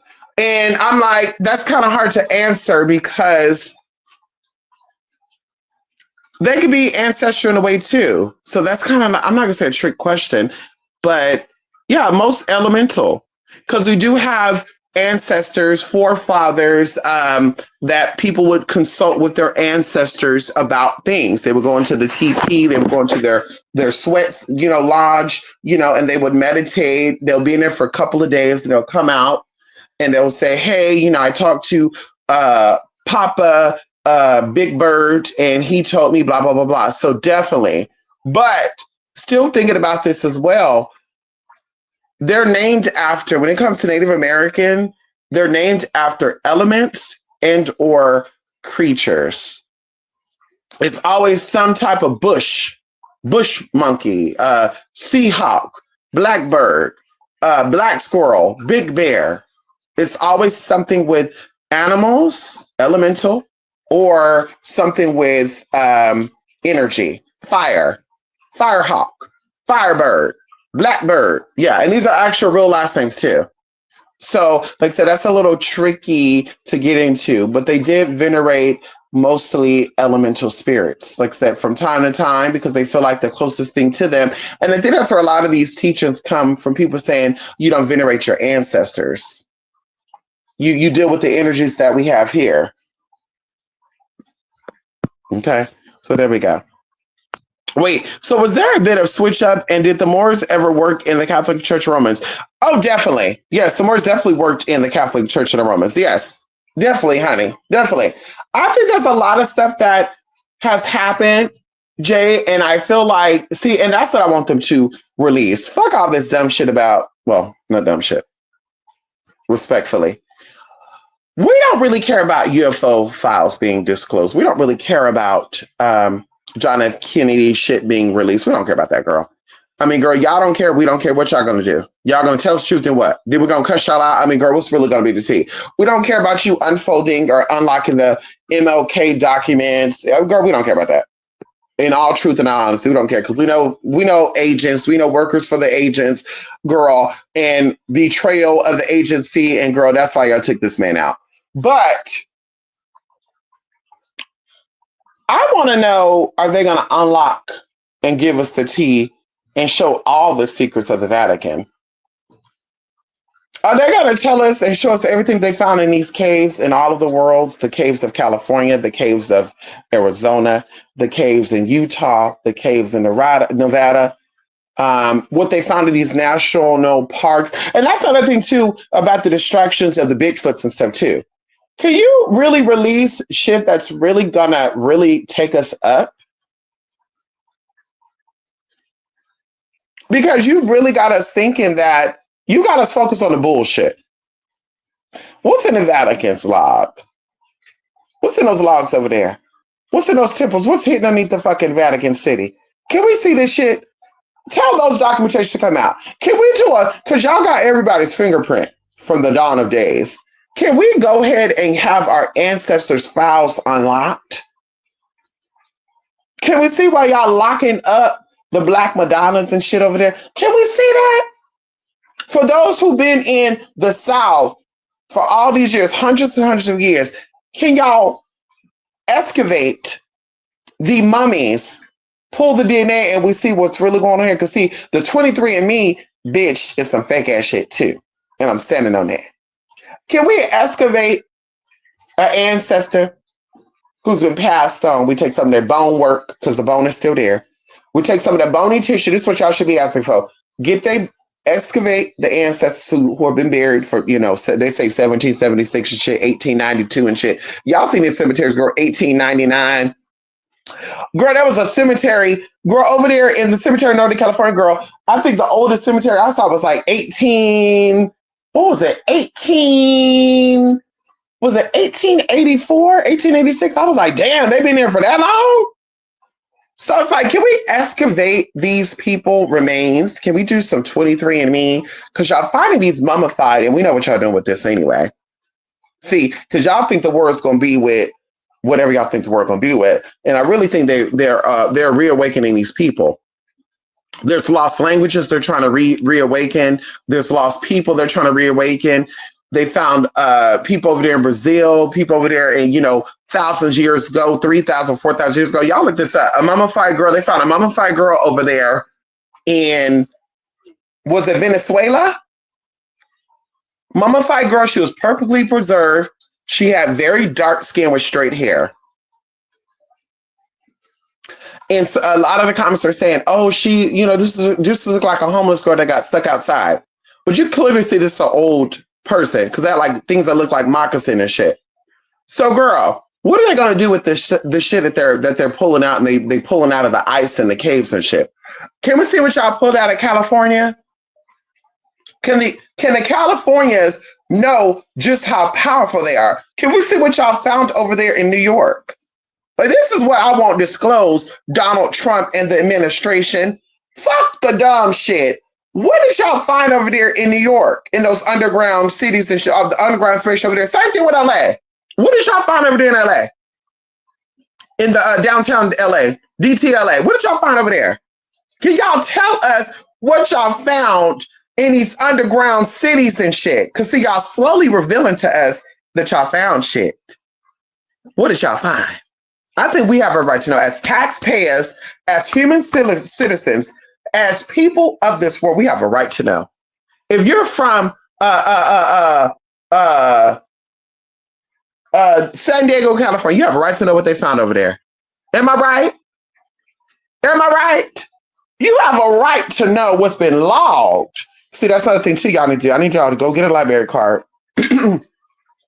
Go get y'all a library card, y'all. This first thing first. We're gonna be on a mission right now. POV me. And I'm really gonna be done, y'all. It is 1:23. Ooh, girl, I gotta go. I need y'all to go get y'all a library card. And then, I'm gonna walk y'all through these steps. We're gonna start with this. I need y'all to get a library card. By the next time we talk, y'all, because it's still daytime, y'all still got time. If I need to give y'all, I'm gonna give y'all a week. I need y'all to go go get a library card. And then I'm gonna come back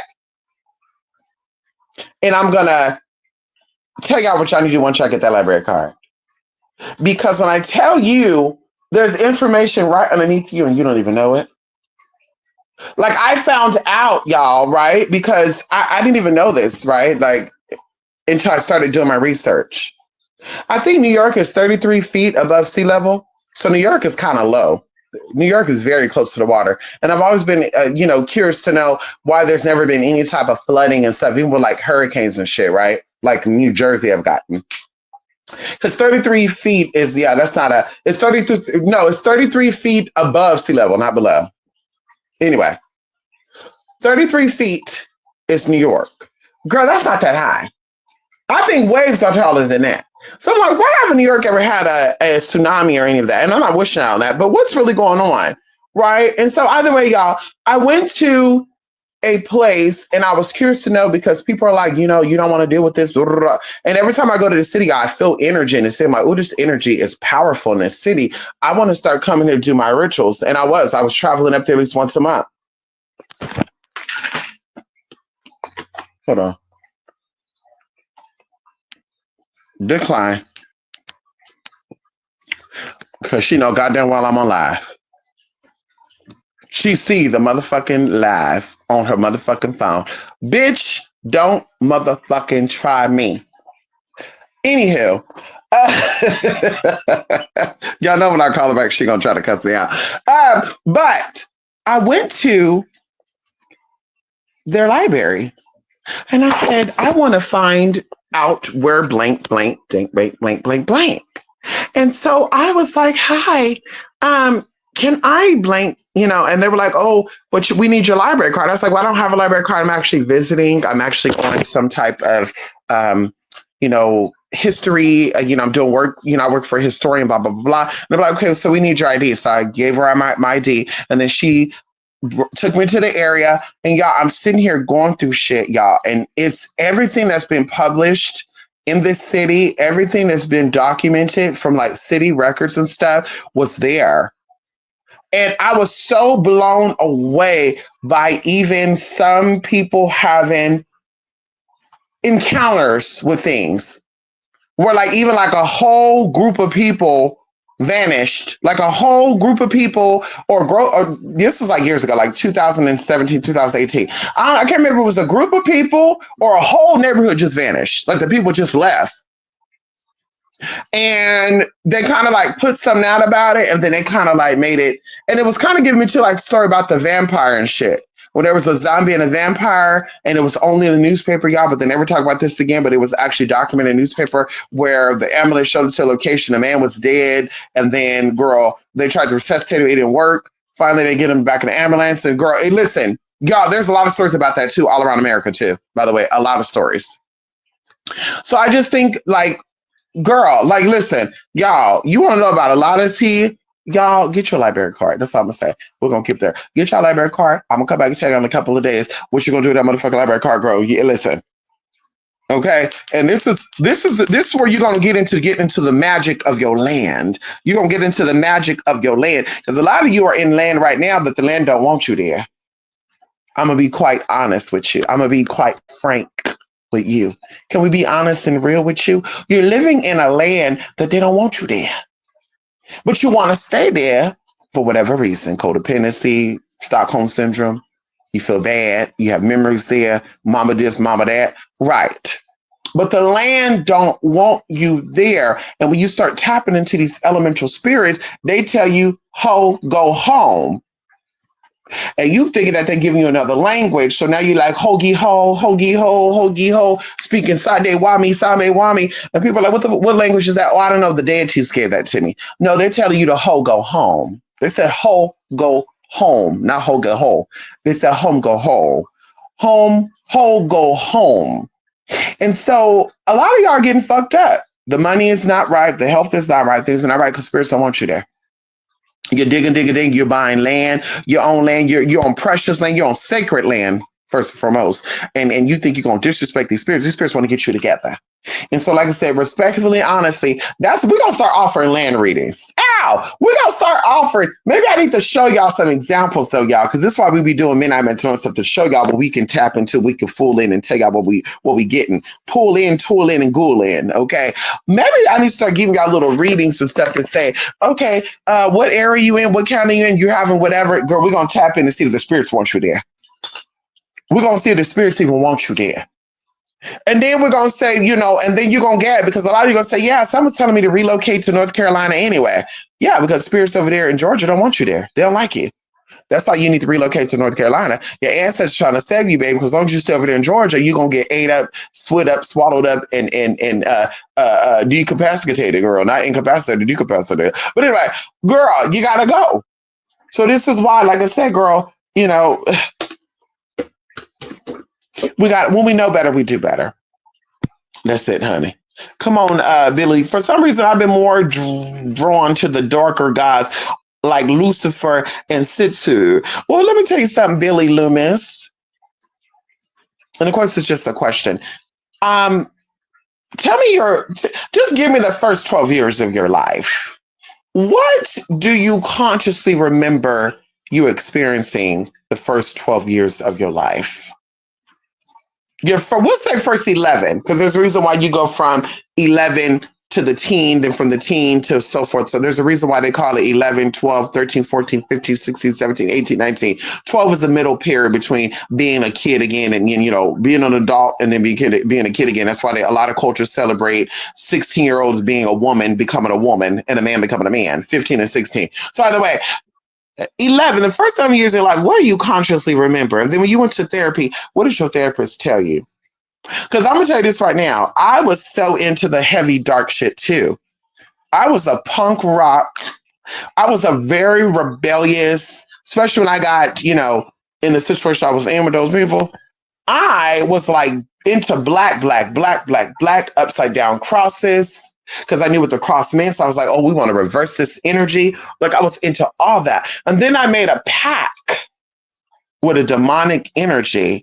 And they were like, oh, yeah, that's not a bad one. There's worse than that, but that's a good one. And then guess what started happening to me, Billy? I started having weird ass dreams about people, and I was seeing these people for what they were and what they were not. And what I mean by what they were, I was seeing them for the action that they've already done. I was seeing them for actions that actually they were about to commit. And I remember I was talking to one of my cousins who just was a gang member at the time. And, gangsters are the closest thing to the devil than any other thing. Okay, they're devil worshippers, honey. Hello. That's why it's Bloods and Crips and shit, girl. We're not getting to that. And then the yellows and all that stuff, these are subcategories to these people. Long story short, Billy, I confronted one of these cousins and I said, I know what you did back in 1991. And at first they thought that maybe somebody told me, like my mama or something, because I'm like, bitch, how the fuck you know about this? And I said, well, I know what you did. And it was a spirit that started with an N. And did you have a daughter that passed away? And you didn't tell your mom and blah, blah, blah, blah. And this cousin, this is a grown ass man too, became very emotional and was like, wow, blah, blah, blah, blah. But then on the flip side to this, I also saw that he had an older brother, which of course I confirmed with my mom because he didn't want to tell me. He had an older brother who, before I was even born, because I think his mom would have been like 80 something right now, 70 something right now if she was alive. I think she was like one of my grandfather's first kids. And he started having kids at a young age, girl. Back then, girl, they were having kids like 13, 14. Because you had a job and shit, girl. You were able to have kids. You know what they're doing, girl. You had a job. He was working at like 12 years old, girl. My grandfather owned his own business by the time he was 14, y'all. But long story short. So I asked my mom, I was like, yeah, my mom's like, yeah, his brother did die, LA gang, blah, blah, blah, blah. But I was like, well, I'm not blaming nobody, but yeah, the brother was killed because of blank, blank, blank, blank, blank. And I won't say too much to this because I told y'all, I think two of my family members watch my damn YouTube. So God won't say too much. So I want them to be like, bitch, blah, blah, blah, blah. They be lurking in the shadows, girl. But my mom was like, no, I actually, this happened. I said, no, I think this would happen because I saw with this and that. But either way, let me tell you this right now. This spirit kept coming to me and this spirit kept bargaining with me. That's the whole purpose of this. This spirit kept bargaining with me, kept bargaining. And for a split second, bitch, I would be talking to myself and I would catch myself. But I wasn't talking to myself, but it was giving the illusion because this spirit was talking. I'd be like, bitch. Right? And so I remember going to Bible study and my sister was having the same energy. So I thought the spirit came for me and went to my sister because my sister, she was clairaudient. Like she can hear things and it would scare her. She would hear voices and shit, y'all. I would see spirit stuff. She would hear them. And so I was hearing the spirit and they would talk and it was like, you need to go in here. You need to check this person because this person, blah, blah, blah, blah, blah, blah, blah, blah, blah, blah. And I'm just like, why didn't they check them though? That's not really my business. And it was like, but it is your fucking business and blah, blah, blah, blah. And if you don't do this, I'm going to take something away from you. And I remember y'all, this gets me a little together right now. Because this same spirit told me, if you don't do this checking, I'm going to take something from you. And I was thinking like, bitch, what do I have? I'm broke. I'm still a kid. I don't have shit. You know what I mean? Bitch, what are you going to do? You're going to make it to where I can't put on fake nails. I mean, what we gonna do? And that's when my first dog got sick. And I don't know if it was parvo or not, but y'all remember I told y'all this. I think that the neighbor poisoned this dog, and it was two of them actually. One was named Ace. He was a all black Jack Russell Terrier. And I remember coming home from my cousin's house, and he was dead. And I had to like get his body, y'all. That was the hardest thing for me too. I still get a little emotional thinking about it, but that was the hardest thing for me to do, to pick up my dead dog's body and all that good shit, y'all. It was traumatizing. And then the other dog got sick a couple of weeks later, and I basically nursed this dog. His name was Baby too. He was a German Shepherd and Chow mix dog, and so I had to nurse him together, and it just got so out of line, y'all, that even when he came back, he got sick again, and I had to give him up. And then anyway, so y'all, this demon, I think, killed my dog, killed my black Jack Russell Terrier. This dog was very hyperactive. Like I said, his name was Ace. Y'all, we couldn't have a dog, but my mom and my stepdad let us keep this dog. This dog was so loving. He was so protective. Y'all, he was so crazy. I've never had a dog as crazy as this dog. He was everything that I wanted to be. Energetic, like, girl, he would do hella shit, y'all. He even fucked up our screen door. I remember that. And my mom was like, come and get your damn dog before I kill it. And of course, she was lying. But when that happened, I had to go through a whole process, Billy, of detaching myself from this energy, because I made a pact with the spirit unknowingly but knowingly, and I got together. I got together, bitch. Like I said, that was very hard for me. And as little as it may seem to a lot of you, it's like, oh, bitch, it was just a dog. A dog is a pet, blah, blah, blah, blah. But at that point, when you're alone, right? Because I was always a loner by choice, not because I felt alone and I couldn't meet friends. I didn't really care for people because I didn't want to hear people's judgment. I didn't want to hear people talk down to me to where I end up going to jail for beating their ass until I'm done. And that means maybe knocking you out, killing you, or whatever. So that's what it was for me. Like, girl, let me sit over here while I get my shit together. But yeah, detach myself from that energy. It took a while. And the crazy thing about it, as well, as when I turned, I think 18. So this is between like the ages of 12 to 18. At 18 years of age, I believe the spirit came to me as another spirit, because I came into a contact. I came into a book. Someone referred an author to me. I found his book. There's only one library that had his book. I went way over there. It was in Tracy, California. I went way to Tracy, California on the bus to go get that book. And as I got the book, this author is just praising this spirit down. And oh my God, this spirit, blah, blah, blah. And I was like, oh, this feels familiar. Right? And sure enough, I think this was a spirit trying to make its way back into my home, back into my space, my home, of course, my heart space. And so I'm like, oh, hell no. So, bitch, I remember doing a whole bunch of things. There's things I'm not going to do. And I made a vow there, like, bitch, there's things I will not do. I will not accept. I will not. And there we go. So I'm like, honey, go ahead.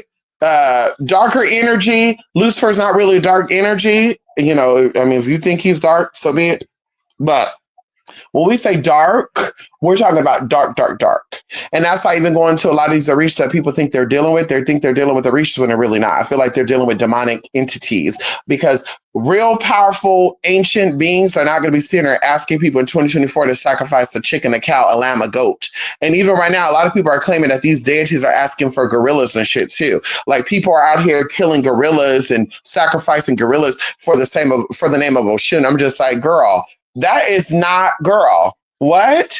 That is not spirit of higher vibration. That's not spirit that's going to elevate you and get you out of the space that you're in. That is something demonic and lower vibration that's calling you to do that. And it's definitely not Oshun. Okay? We talk about it. Well, I gotta go. 39. And Western Society Wood Mercer. Ooh, is Western Society moved by word science a little bit? It's influenced by it. Not rules, but influences. I feel like Mami Wata is really native to South America. In West Africa, they say Mami Wata is a foreign spirit there. There you go. Well, it's so crazy. South America and Africa, the continent kind of look the same, right? The South America continent and Africa kind of look alike, right?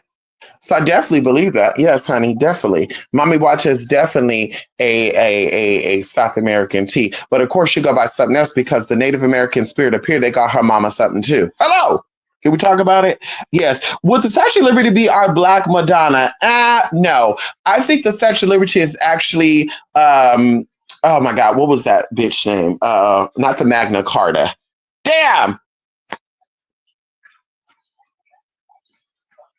Damn. Oh my God. What am I trying to think right now?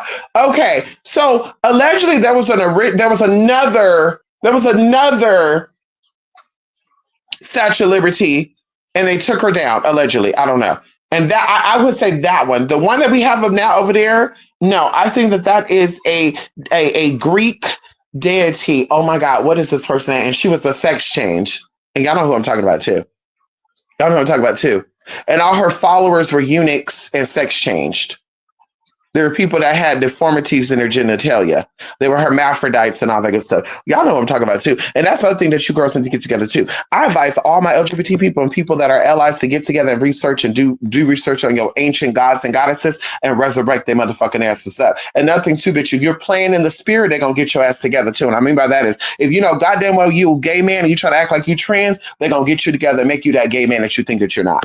Ow! Bitch, that's what I'm about. Yeah, let's do that. Can everybody who's LGBT, hi y'all, LGBT spiritual list, you know, whoever, non-conforming, gender bender, whatever, femboy, trans man, whatever, however you want to go, whatever you identify as, let's tap into the ancient gods and goddesses that helped us make it through these dark times in the past.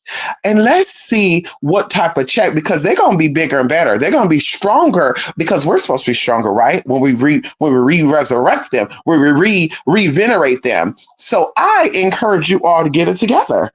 Yes, that's what we're going to be pushing for, y'all. For my straight heterosexual identifying, maybe you anti-gay, anti-whatever, y'all might get a little annoyed by me for the next few weeks because we're about to tap into some teas. We're about to let these lights be shined. Can we turn the lights on? Like Beyonce said, turn the lights on. Well, she said turn the lights off. But we're going to say turn the lights on. Can we turn the lights on? Can we get some spirits up in here? Can we get some Shango energy up in here too? Can we get some of these other bisexual women masquerading St. Jerome type of energy up in here? Can we get that up in here, y'all, for the next few, we'll say the next 30 days. The next 30 days, let's do that. Let's tap in, let's venerate, let's connect, let's resurrect these energies to come on in here. Can we get the Semites in here? Can we get the no, it's not Magna Carta. Maybe it is Magna Carta. That name keep coming up. Can we get some of this in there? Can we get some of the Ishtars? Can we get some of the Inanas? Can we get some of the Enlils? Can we get some of these ancient, honey, Egogles? Can we get some of these ancient deities up in here to resurrect, to do some tea? Bitch, because bitch, it's time to slay the motherfucking dragon. And we here to slay, girl. Call me Buffy, the Bandfire motherfucking slayer, bitch. Hello, call me Buffy, the demonic dragon slayer. Okay. I feel, okay, there we go. Okay, weird with that. Facts. I feel like there's a lot of astral veneration among tribes. Also, a name used across many tribes for the Pleiades is Tayami. Oh, yes, you said it. Yes. Come on, Jay. Come on.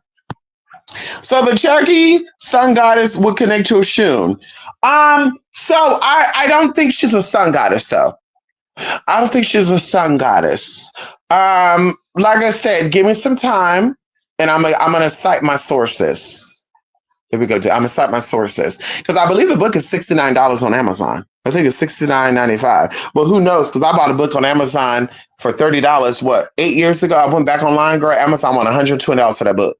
And girl, when I looked at the book's not even an original copy. I said, "Woo, praise you guys!" So that means I got a book right now that went up in value. Isn't that amazing, y'all? Isn't that amazing to have a book that goes up in value? Bitch, I was like, damn. It's 120. I think the cheapest one was 118, y'all. Because I was even telling my sister, I was like, yeah, I'm going to get back into doing my energy work the way I used to do it. And I was like, I need to get this book. And I was like, damn, I don't know where mine is at. And of course, I found my book after I bought this book. But I was like, let me get it. And I'm like, ooh, you know what? We'll do it. Okay, 118. Girl, it was a whole nother cover. Yes, honey. living in a place that want me gone, but I do need to leave Georgia. Oh, come on in here. Are you feeling it, Jay? It might be what they say. If it doesn't apply, let it fly. If it does apply, put your feet in it. Ow! That's real. I've questioned the land's activity around me all my life, but I don't know how to decipher it or go with the flow of it. Right. Well, listen, Ross, I'm definitely going to check your email and I'm definitely going to go from there with you because, of course, there's ways of knowing and there's something as simple as peeing. Can we talk about it? There's something as simple as peeing or pouring your pee out in the soil over there where you're at. And of course, I'm not encouraging it. What does those spiritual candles be saying when you go to those American botanicas? You can always tell when the botanica is American ran versus indigenous ran, because indigenous people would tell you this candle is good for curses. This candle is good for fucking a man up. This candle is good for money. When you go to these American ran botanicas, girl, they say this item is a novelty item and everything on this item is alleged. So they will say alleged love powder, alleged money powder, alleged love oil. Right down the bottle, y'all, it would say alleged love oil. And I'm just like, girl, the fuck? And so, anywho, allegedly, this is for novelty purposes, and all things stated in here is alleged until proven otherwise. If you take your urine, because your urine comes from you, it's has a lot of remnants of you in it. It got to be the first pee in the morning too. You're gonna allegedly pee inside of a bottle or a cup or anything that you can hold the pee in. Immediately, put a lid on it. Go outside into a part with soil, not grass. You need like dirt. Pure dirt, okay? And I would tell you to go outside of your yard. So don't do your yard. Go to like the nearest place, right? I.e. park, i.e. whatever. Pour your urine into this dirt or onto this dirt, and that's it. That's simple. Give it a couple of days and notice how your body feels. Notice what you feel energetically, how you feel energetically. Do you feel all of a sudden you got a boost of energy? Oh my God, I feel so energetic. Oh my God. Ooh, something is different with it here. Ooh, I'm on a schedule now, whatever. Something within your systems are going to change. If it changed for the worse, that's your answer. The land does not want you there. It's time to go. The land is conspiring against you to be there.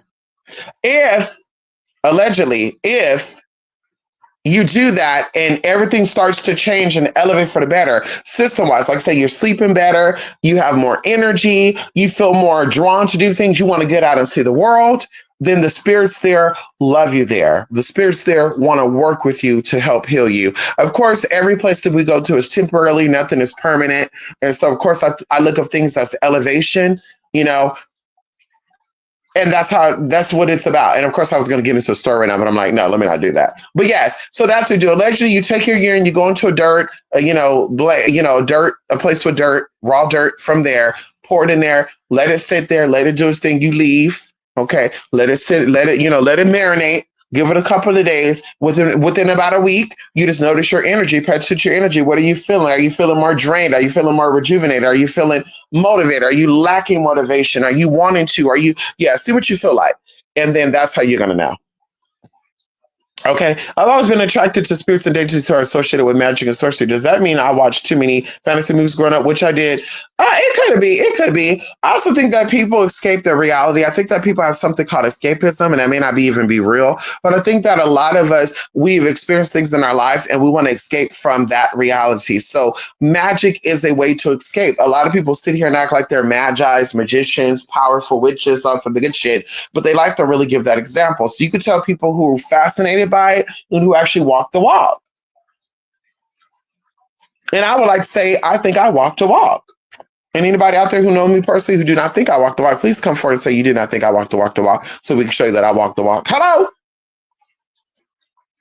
As a side note, y'all, my mom was gagging. I told you I wore my glasses for like 2 or 3 years.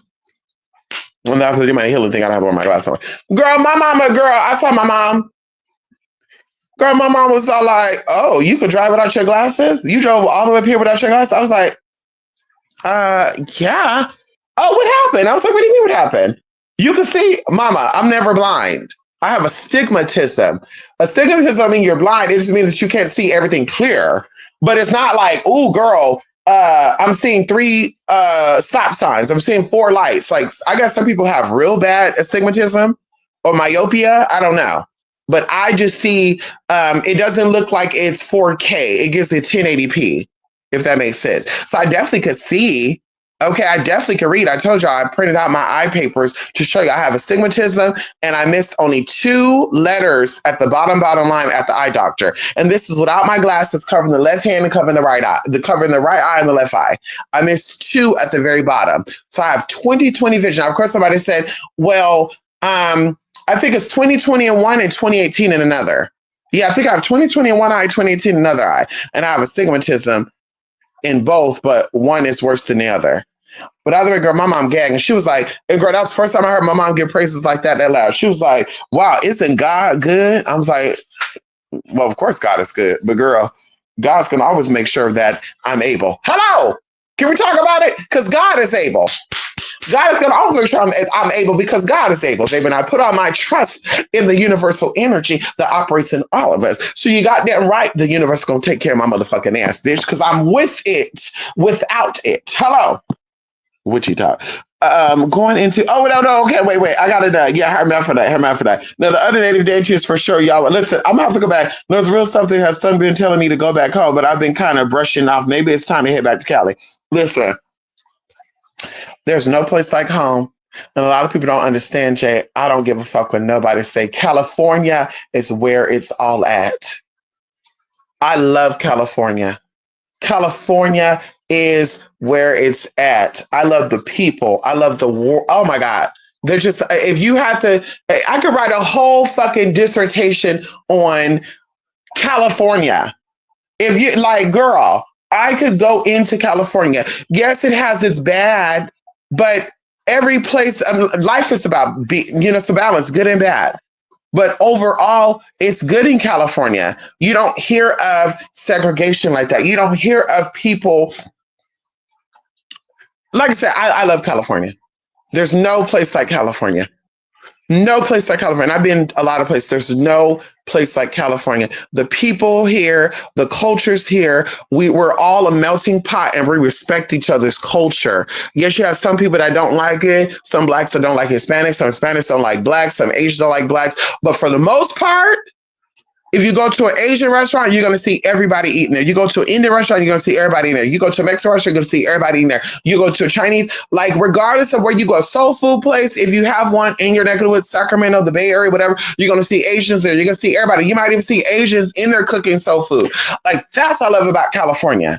The other parts of the world that I've seen and I've heard of, like in the South and stuff, like you're not going to find out. You might see like white people cooking Southern food, or you might see Asians cooking, soul food, whatever. I'm like, yeah, because that's a cultural thing. But for the most part, you're going to see everybody except everybody. Everybody's going to love each other. And of course, that's my reality. And maybe because I love people, I feel like the universe will give you what you give it. If you're seeking love, and you giving love, the universe is going to make sure that love always finds you. If you're seeking hate and you're looking for hate, you're always going to find that. And so I had hateful situations, but that was like 1 in 1 million. The other situations, I've loved it. People are so eager walking the first time into a Laos restaurant, and they were eager to show me their food. Which, by the way, is, very similar to Thai and Indian. But still, they're very eager. Going into, like I said, the Indian bazaar stuff, they're very eager. And oh my God, hey, welcome. Welcome, sister. Welcome. They're excited. They're excited. I see video stuff of people out there where people go to beauty supply stores and they're like, oh, look the way they're talking to me. They go crazy. I'm like, I've never had those experiences. Yes, out here too, Asians own the beauty supply stores, but the prices are very cheap. I don't know y'all neck of the woods in California, but where I'm at, girl, bonnet, Kishiko bonnet, $7.99. A regular plain jumbo bonnet, $2.49. I bought some lip gloss, collagen lip gloss, $1.99. I went online to see the other people sell the same product. They want $7.99, $8.99, $12.99. I think one place wanted $21.99. So I'm like, girl. So I'm like, and these are owned by well, not Asians, they're Middle Easterns, actually. I think they said they're Moroccan. Yeah, they're either Moroccan or, yeah, it has to be Moroccan. So I'm like, girl, I love California. California knows how to party. Hey, California. Hey. And no part of California is better than any other part. Don't let them fool you. LA is better than Northern California. Northern California is better than LA. Well, I would say this, Northern California Mexican food is better. Ow! Northern California Mexican food is better. LA Mexican food, I don't know what's going on. The shit tastes like shit. It tastes how shit smell. No shade, girl. I don't know if y'all Sinaloan. I don't know if y'all from, I don't know what. But I feel like the people from Jalisco, the Michoacans, I feel like they can make the Mexican food good. I guess the Zapotecas and all that, I guess y'all just do whatever the fuck y'all want to do. We went to a restaurant over there. I'm not going to tell y'all where, because they might be watching. They might want to have a reading session. They had an Asian place 2 doors down, and they had the Mexican food. So I was like, you know, I can have Asian anytime. Let me go get some Mexican food. Girl, I ordered some tacos. Baby, not only was that shit drier than a motherfucker, it was saltier than a motherfucker. I said, oh, hell no. Girl, I threw that food away. I could have went in there and say, hi, I want my money back. But I was like, what kind of Mexican food is this? What kind of people are this? Where are they from? And then, of course, I asked, you know, where are you guys from? Playing a roll off. And she's like, oh, well, my dad is from Sinaloa. And I was like, oh, okay. So this is how they cook. Okay. So I'm not into Sinaloa Mexican style food because that shit was fucking disgusting. Very salty. I mean, I'll be honest with y'all. It was giving me like over cuminized, like they were putting hella cumin in it, hella fucking salt in it. They probably fucking put, what was they call that? Sal? What is it? Lime powder and shit, dehydrated lime powder. Oh, girl, it was disgusting, y'all. I was like, whoa, I didn't think Mexican food could be nasty like that. Almost turned me off, girl. So I'm just like, girl. But Northern California, baby, they got it. In particular, Stockton. There's a restaurant called El Frutal in Stockton. March and West Lane. Their food is the best out of all of the Northern California, baby. I don't care what nobody say. It is the best. I have food in Turlock. I have food in Modesto. I have food in Sacramento. I have food in Woodland Hills. I have food in Oakland. I have food in Emeryville. I have food over there in Concord and Antioch. Okay, Pleasanton, bitch, Livermore, San Francisco, Daly City. Girl, no. That shit give me microwave, warmed up, recooked Mexican food. Girl, over there in Stockton, all the way up. Y'all, I'm telling you, even in Fresno, Bakersfield, girl, Merced, Madera. I'm gonna be honest with you, I've not had food like in Dos Palos, Patterson, Wesley. I've not had food over there yet. Gustine, maybe I will. Just see what it's given. But girl, LA, fucking Ontario, girl, going into Southgate, going into fucking Echo Park, going all the way down to girl Temecula, going into Escondido, bitch, girl, listen, Riverside, girl, that Mexican food is not popular like that. Girl, now and then that's another thing too. There was a guy I knew. His family owned a Mexican restaurant in Corona, California, and he's like, we got the best Mexican food, right? I'm like, okay, y'all. Ooh, okay, I'm excited because I'm thinking, okay, yeah. Bitch, that food was giving me very Taco Bell. And I was like, I'm going to be very honest with you. The food is tasty, but it's giving me dehydrated beans, dehydrated meat, and you add water and you warmed it up. And of course, he took offense to it. But let me tell y'all this. This is the gagger right here. I was like, are y'all really Mexican? And don't listen. I don't know what made me ask that, but I was like, are y'all really Mexican? Because, baby, this is giving Taco Bell tea. If you ask for my opinion, and it takes like Taco Bell, it's good, but it's giving me that your mama is not Mexican, and you said she got it from her. You said she got it from her granddaddy or whatever. Yeah, this is not Mexican food, baby. This is giving something else. Girl, guess what country they are? Guess what they are? Nicaraguan. I'm like, oh, hell no. Pump the brakes, bro. So you mean to tell me y'all couldn't open up a Nicaraguan restaurant because they have even Peruvian restaurants here, which, by the way, I need to go to them because I want some pink beans and rice. But I'm like, girl, I might go get them right now. Anyway, Well, 3 o'clock. That's when I break my fast. But anyway, I'm like, girl. So y'all couldn't open up a Nicaraguan food. Y'all couldn't open up a restaurant with your food. You have to open up a Mexican restaurant. Well, this is predominantly Mexican, so they're gonna cater to. And I'm like, babe, Corona's predominantly Mexican, so they're gonna only contain. Like, baby, kiss my ass. Are you fucking kidding me? Who do you think you like it? Bitch, bye. So this is Nicaraguan Nicoya version of Mexican food. So this is why it's giving Taco Bell T-Babe. So y'all probably went over there to fucking Mexico, got you a little bit of a taco, probably in fucking Tijuana or something, bitch. Got you some fucking tacos, then went to Taco Bell and said, oh, we could remake this. And that's how you did it. Because, bitch, that's what it's fucking giving, girl. It's not giving me. It's like, girl, no tea, no shades. I love jambalaya. Some people make good jambalaya. You know, sometimes they make it gooder than other. But I'm like, I guess I like Southern style jambalaya because the people that are not from the South that makes jambalaya, they make it a little mushy. If y'all understand what I'm saying, I don't like mushy rice in my jambalaya. I like to taste the kernels of the rice in my jambalaya. I don't want to be able to suck the shit down my throat and I'm done. I like to be able to chew and taste the fucking kernel or the rice shell. No, it's kernel in my mouth. And so I'm like, girl, so let me stick with the Southern people. You know, listen, I want Mexican food. I'm buying only from a Mexican. If I want Chinese, I'm only going. And that'd be another thing too, where the lady told me that some of these Chinese restaurants are owned by Vietnamese people. And I'm like, wait, what? And she's like, yeah, all those Chinese restaurants are not Chinese people, they're Vietnamese. And I'm like, damn, that is good to know. And vice versa. Some Vietnamese restaurants are owned by Chinese people. And I'm like, that is fucking good to know. So y'all just out here tricking the girls. And then we say the food is nasty, y'all want to fight us. And then the people that think the food is good is because they're not used to having this type of food. So that's why they say it's good. Like over here, y'all, there's another Mexican restaurant over here. Girl, that shit is nasty than a motherfucker. It put me on the toilet.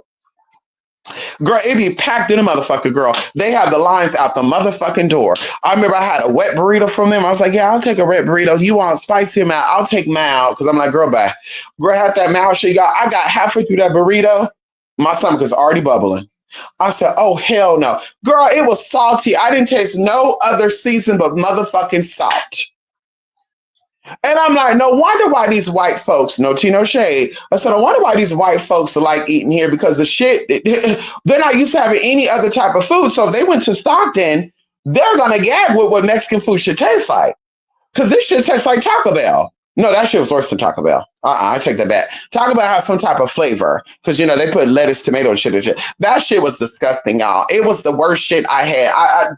If they have to ask me, if a critic asks me, what's the worst Mexican food you had? I'm calling out the name of the restaurant and go get the plate yourself because the shit is fucking disgusting. And when you walk in, you don't even smell. And that's another thing that should have gave it away too. When you walk in, you don't even smell the food. How am I passing by a Mexican restaurant? I don't smell no Mexican food.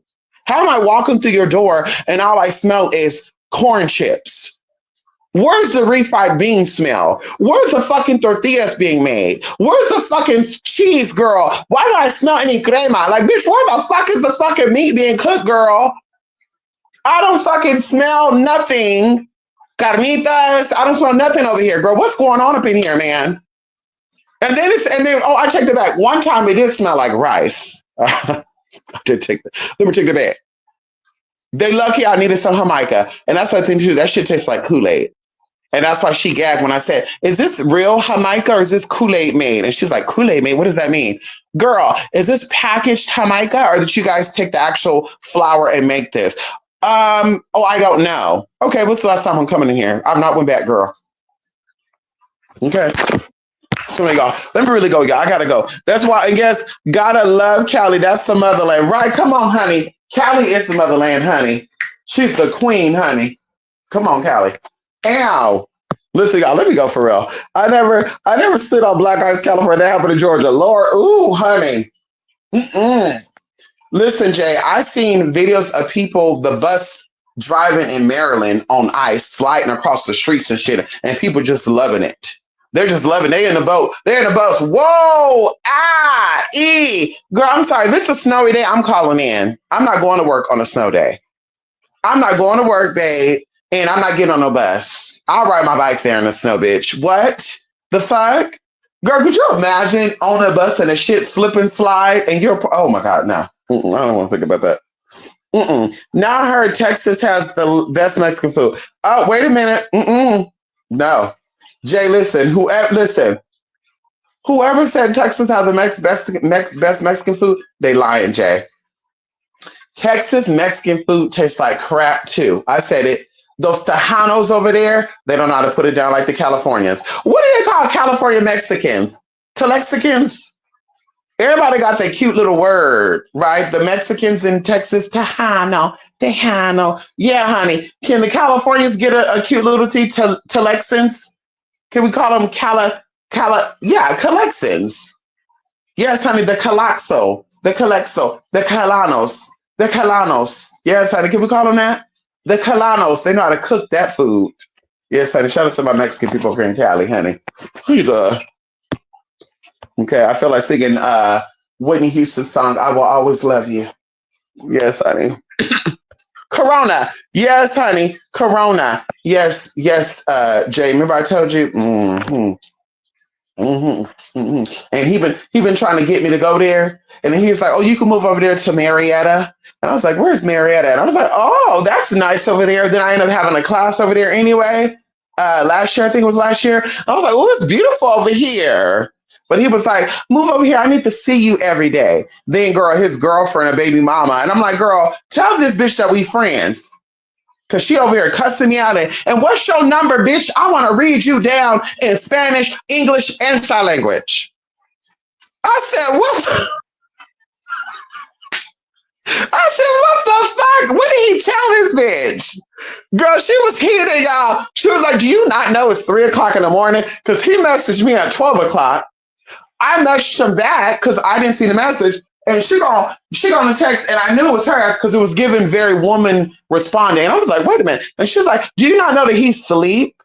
And you don't know that he has a woman over here with him? And I was like, yeah, you're the bitch over there that had the baby, right? You're the bitch with the red hair, the big old lashes, trying to give chola tea and all that. And she's like, oh, okay, bitch, keep it up. And I was like, okay, well, just tell him to call me tomorrow. And she said, no, he ain't gonna be calling you. And I was like, ma'am, I was his friend before he met you. I doubt he's going to end our friendship for you. I doubt it.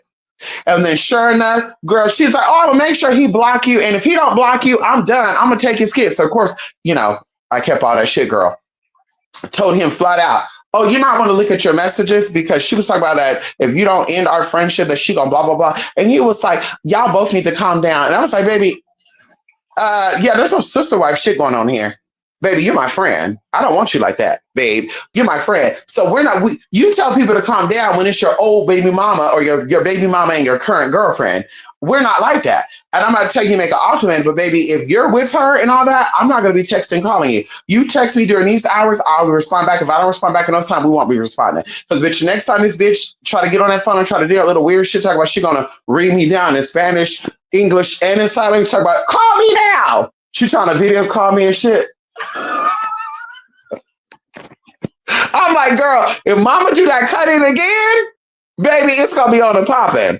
I'm going to harass the fuck out of her, bitch. Anyway, let me go, y'all. Loving light to spiritmystic.blogspot.com. Yeah, it's drier. Yes, the food is dry in the Inland Empire. I will say this. Alfonso's or Alfredo's over there in, is it Alfredo's?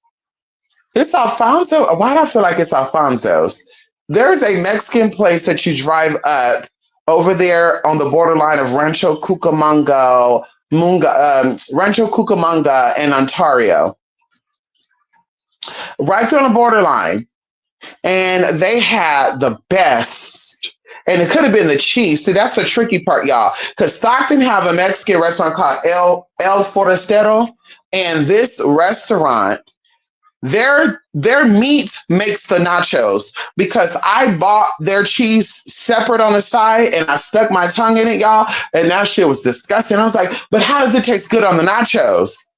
But it's because the meat gives it the flavor and the cheese kind of overshadows. So that nasty ass flavor with the flavor, the umami flavor, it makes it taste good. So I'm like, with that, everything was good over there in Alfredo, honey. So I'm like, I don't know, maybe the cheese were good and the meat wasn't because the meat was a little dry. And I did tell him to burn it.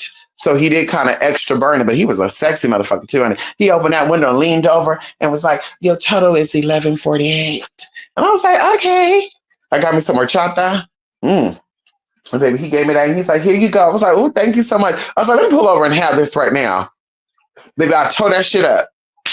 We were on our way to Walmart over there we were on our way to Walmart over there in Rancho Cucamonga, honey. Shout out to my Rancho Cucamonga people, my Ontario people, girl. I like that. I loved the Walmart, the super Walmart over there. It's in the same parking lot with it's like a shopping center. Love that. What else did I love over there? I loved y'all. No. What's that restaurant called? What is that restaurant called? Cheesecake Factory. Oh, baby, yes, honey. Ow! Yeah, and the server was getting a feel, honey. He think he was slick, filling on boobs and shit. Nasty ass. I want my money, Thomas. I want my motherfucking money. Anyway. Bye, y'all. Yeah, honey. Yes, Rasta. Yes. Oh, Alberto's is good. Okay. Is it Alberto's? It might be Alberto's. It might be Alberto's. Now I'm thinking about it. Jay, it might be Alberto's. It's something with Al. That's something like, is it Alfonso? Alfredo? Yeah, it might be Alberto's. Now I'm thinking about it. Yes, honey. They got checkers on their buildings. It was white and black checkers on this building. I've not been there in like, what, 4 years, 5 years? Good. But yes, Rasta, she was going to read me down. She was like, baby, I'll read you down in sign language, Spanish, and English. Answer. She had me dying. She was blowing me up, texting, answer, bitch, answer. Girl, I thought he was asleep. Why are you going to call the phone? So what you going to do? You going to cuss me out in sign language first. Then you're going to go outside and cuss me out in Spanish. And then you're going to say, bitch, and hang up. Like, what exactly are we doing here, babe? Now I'm thinking about it. I've not talked to him in like a couple of months. I need to actually see how he's doing. I need to see how he's doing, honey.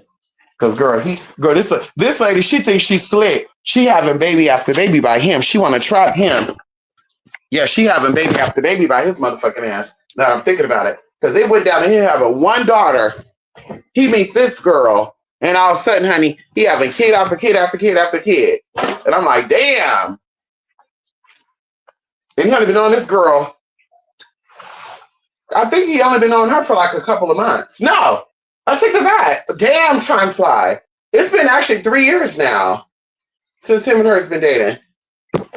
But anyway, y'all, let me go, honey. Let me do this call back. But we also have Amanda's. Oh my God, Jay, I'm gonna tell you what it is, and when I come back, I'm gonna tell you what the restaurant is. I remember the street that we were on. I think it was Mills Road or Mills Avenue or something like that. It was something Mills or Mills. Mills. I'm gonna tell you exactly what it was. Because we stayed at a hotel off the street. And the hotel was a new hotel. And we were actually, you know, when you're a member with like Marriott and all that good shit, they'll call you and say, hey, we're putting up a new restaurant, or we'll put up a new hotel in the Smokies. Would you like to stay at this hotel? It's going to be $250 a night, but we'll let you stay there for 7 days for only $500. But you got to put your card on file now. And then we'll also give you $100 gift card when you check out. Are y'all members to hotels and stuff? Do y'all know that? Maybe I don't. So that's what happened. They were like, hey, we got a new hotel that we're putting out in the Inland Empire. We want you guys to try it out and blah, blah, blah, blah. And so it's going to be $189 a night, but we see that you are, platinum status with us. You've been with us for a long time. Thank you so much. So we're willing to do this. We're going to give it to you for $349 plus taxes. We're going to give you 3 nights, 2 this and this that. You'll also get a $200 voucher when you check out, blah, blah, blah, blah. Girl, it was nice, y'all. It was very nice. I'm going to tell you when I come back, though, Jay. Okay. Ow! Love and line, yes, under the T. That's a harmless laugh. I was about to say, I hope he okay and you're cool. That's a lot. Yes, I hope he is okay too, because Mama's psycho. Mama's psycho, honey. And I think he told me that she was Honduras. Yeah, I think this is a Honduran bitch. You know they crazy. You know Honduran people are crazy, girl. The Honduran people are crazy, honey. Yes, honey. I was like, how about that? A Nicaraguan dating a girl from Honduras who dressed like a fucking chola and shit. But that's crazy. She's a pretty girl though. And I think the chola look is to kind of downplay her prettiness.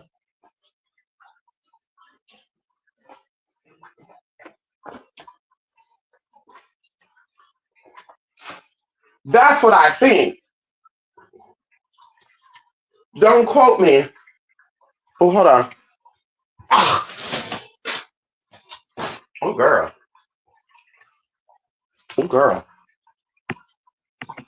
Anyway, boy, let me get the fuck out of here.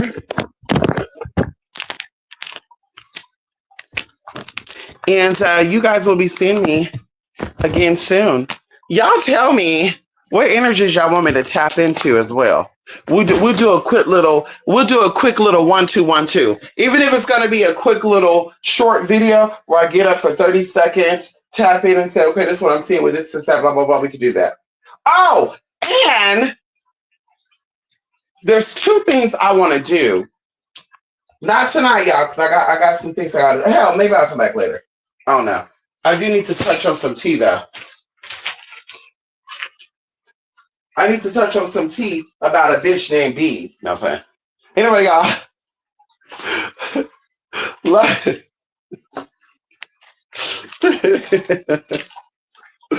Oh, girl. Y'all, listen, I crack myself up. I don't need y'all to laugh with me, baby. I crack myself up, girl. Musical shit is always coming to me, y'all. Y'all don't even know it. Y'all don't even know, honey. And I'm not even a writer like that, girl.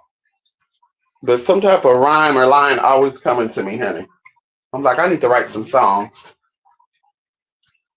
Maybe I need to collaborate, honey. Collaborate. Anyway, bye for now, y'all. Love and light to Spirit Mystic blogspot.com. I can't afford to travel too often. Thanks for the live. Have a great day. If I don't hear back, I'll resend an email. Oh no, I definitely got it. I'm actually sending you a screenshot of your email being in spam too, Ross. So you know I'm not making shit up, okay? Because I'm like, Gmail is good for that, and it doesn't dawn on me to check spam until like 2 or 3 days later. I'm like, wait a minute, did they email me? And then I go look. Oh shit. And I try to even highlight people email so Google know that this is not spam or this is not fraud, but whatever. They still play that game. Yes, honey. Yes. Yes. So anyway, y'all, love and light, and I'll definitely see y'all again soon. Oh, girl, 2 hours and 30 minutes, y'all. Damn, baby. Oh, girl, that's a long time. Well, the time was well spent, y'all. Thank y'all. Love and light. Be good to yourselves. Okay. Bye for now.